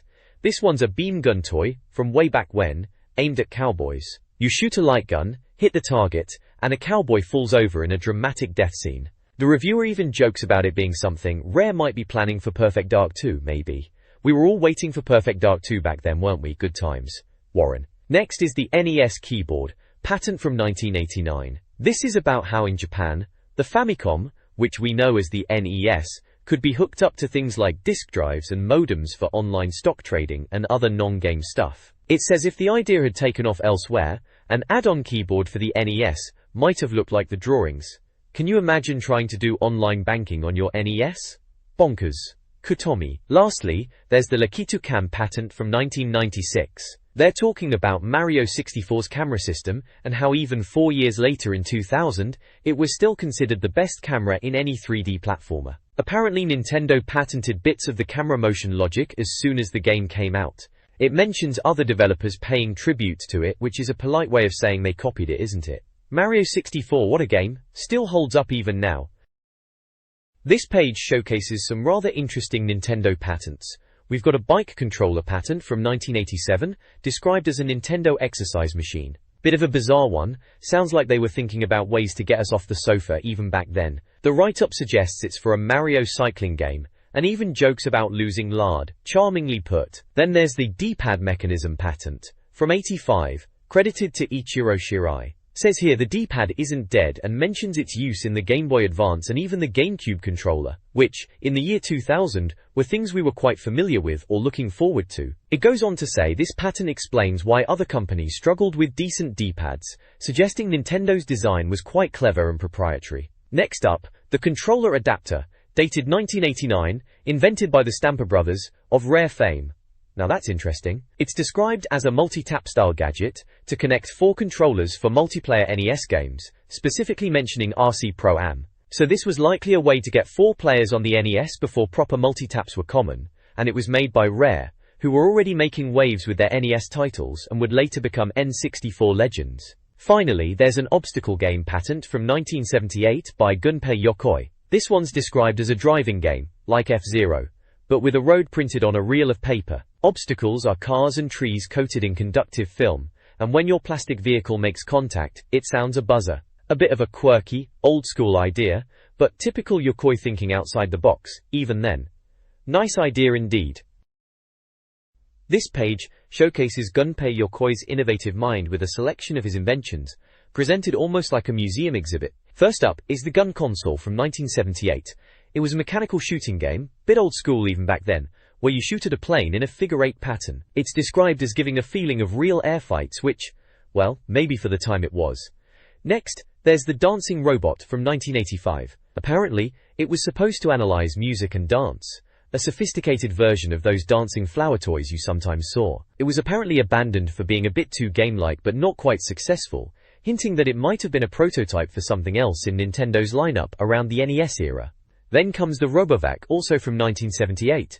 This is quite interesting. They're saying Yokoi invented the first robot vacuum cleaner way back then, even before Dyson and iRobot. It was radio-controlled because the tech at the time wasn't up to much for proper autonomous sensors. Makes you think how long these ideas have been kicking around. Finally, there's the rotary puzzle from 1980. It's described as Gunpei's Tube, a puzzle toy that came out around the time of Rubik's Cube mania. They say it didn't take off because the market was already flooded with cheap Rubik's imitations. Bit of a shame, maybe it was good, maybe not, hard to say, but it's interesting to see the range of things Yokoi was thinking about, not just games. This page is teasing what's coming up in the next issue of N64 Magazine. Looks like they managed to get a chat with Miyamoto at Space World and ECTS. Blimey, that's quite the scoop back then. Apparently he even sang and danced. Though I'd take that with a pinch of salt, wouldn't you? They're promising to spill the beans on the GameCube and the Game Boy Advance, which were the hot topics at the time, as well as what's happening with the old N64 itself. They've also got a PLS section, where they've been yapping with GameCube developers about Nintendo's next big thing. You can see the purple lunchbox itself, the GameCube, and its controller there. Bit of a departure in style from the N64, wasn't it? Jacker. And they've reviewed San Francisco Rush 2049, that crazy futuristic racer from Midway. Screams onto the N64, they reckon. Remember that one? It was alright, bit bonkers with all the stunts and futuristic cars, but Rush games always were a bit daft, weren't they? Still, good for a laugh with your mates. Right at the bottom, they're banging on about being the UK's best-selling independent N64 mag, which they probably were at the time, bless them. Issue 47, page 112, for anyone keeping score. So yeah, next issue sounds like it's going to be a big one, especially for anyone wanting to know more about the GameCube. We were all itching for details back then, weren't we? This page of issue 48, blimey, issue 48 already, they are rattling through these things, is shouting about Turok 3. Tipped, they say. Very dramatic. Apparently they're going to tell us how to properly thrash your mates in Turok 3's multiplayer. Right then, good stuff. Goi! Below that headline we've got the usual latest shot section, teasing games. Banjo-Tooie is there, which everyone is still waiting for. And Conker's Bad Fur Day, that's the rare one that's supposed to be a bit adult, isn't it? Then Dinosaur Planet, which looks a bit Zelda, and Star Wars. Battle for Naboo. We also get a glimpse of Pokemon Puzzle League, which is decent enough if you like that sort of thing, and something called Ultimate War, looks like a baseball game from the screenshot. And a whole lot more besides, they claim, as always. It's on sale Tuesday the 24th of October. Right, noted. On the right, there's a yellow box boasting about Skill Club Millennium, which is probably just tips and tricks. Tons of new tips and cheats, they say. The best special investigations, latest GameCube and GBA news, and of course, the only reviews you can trust. Always laying it on thick, aren't they? GameCube and GBA news is getting interesting now, that's for sure. New. Then there's a Plus, absolutely free box promising a double game guide for 2 top N64 titles. Can't complain about a free guide, I suppose. Next month in Planet Game Boy is teased, so looks like they're giving the handheld some love too. Down at the bottom there's a review for Warlocked Army Men 2. Those Army Men games are a bit of alright, they are. And GBA previews for Napoleon and Golden Sun. Golden Sun, that's that RPG, isn't it? Looks quite snazzy for a handheld. November 2000, the date on the bottom, so this must be getting us ready for the Christmas rush. This page is a right blast from the past. In it, looking at these classified adverts, proper old-school magazine backpage stuff. You've got everything from learning to fly these gyrocopter things, imagine trying to park one of those in your council estate. Then there's an ad to learn the ocarina in 72 hours. Cheeky blighters even mention Ocarina of Time. Bet they saw a few quid from that tie-in. The marketplace section is a proper mixed bag. Scaffolding kits, coin collecting, metal detectors all a bit random. Magic powder that solves fires and puzzles. Sounds like something you'd find in Zelda if you ask me. Orange hair dye is in there too for some reason. And blimey, war memorabilia, always something a bit dodgy about those adverts. Detective course, sounds a bit like a laugh, maybe you can learn to be a secret agent like in GoldenEye 007. Then you've got this magic baby Yoshi's thing, for 2 quid and 98 pence. Incredible kit it says, with dried Yoshi eggs and feeding mix. Bit bonkers, and they even warn you about it being illegal in California, typical. Be taller, advert, always see those in these mags, never understood if they actually worked. Right then, make money fast. Blastcore Demolition License, now that's clever. Using Blastcore, that brilliant rare game where you're clearing up with bulldozers and stuff before a nuke goes off. Genuine Blastcore Demolition License, cheeky sods. And then there's a Mario body in 7 days. Pizza eating is the secret, apparently. They've got a little Mario cartoon there looking like he's put on a few pounds.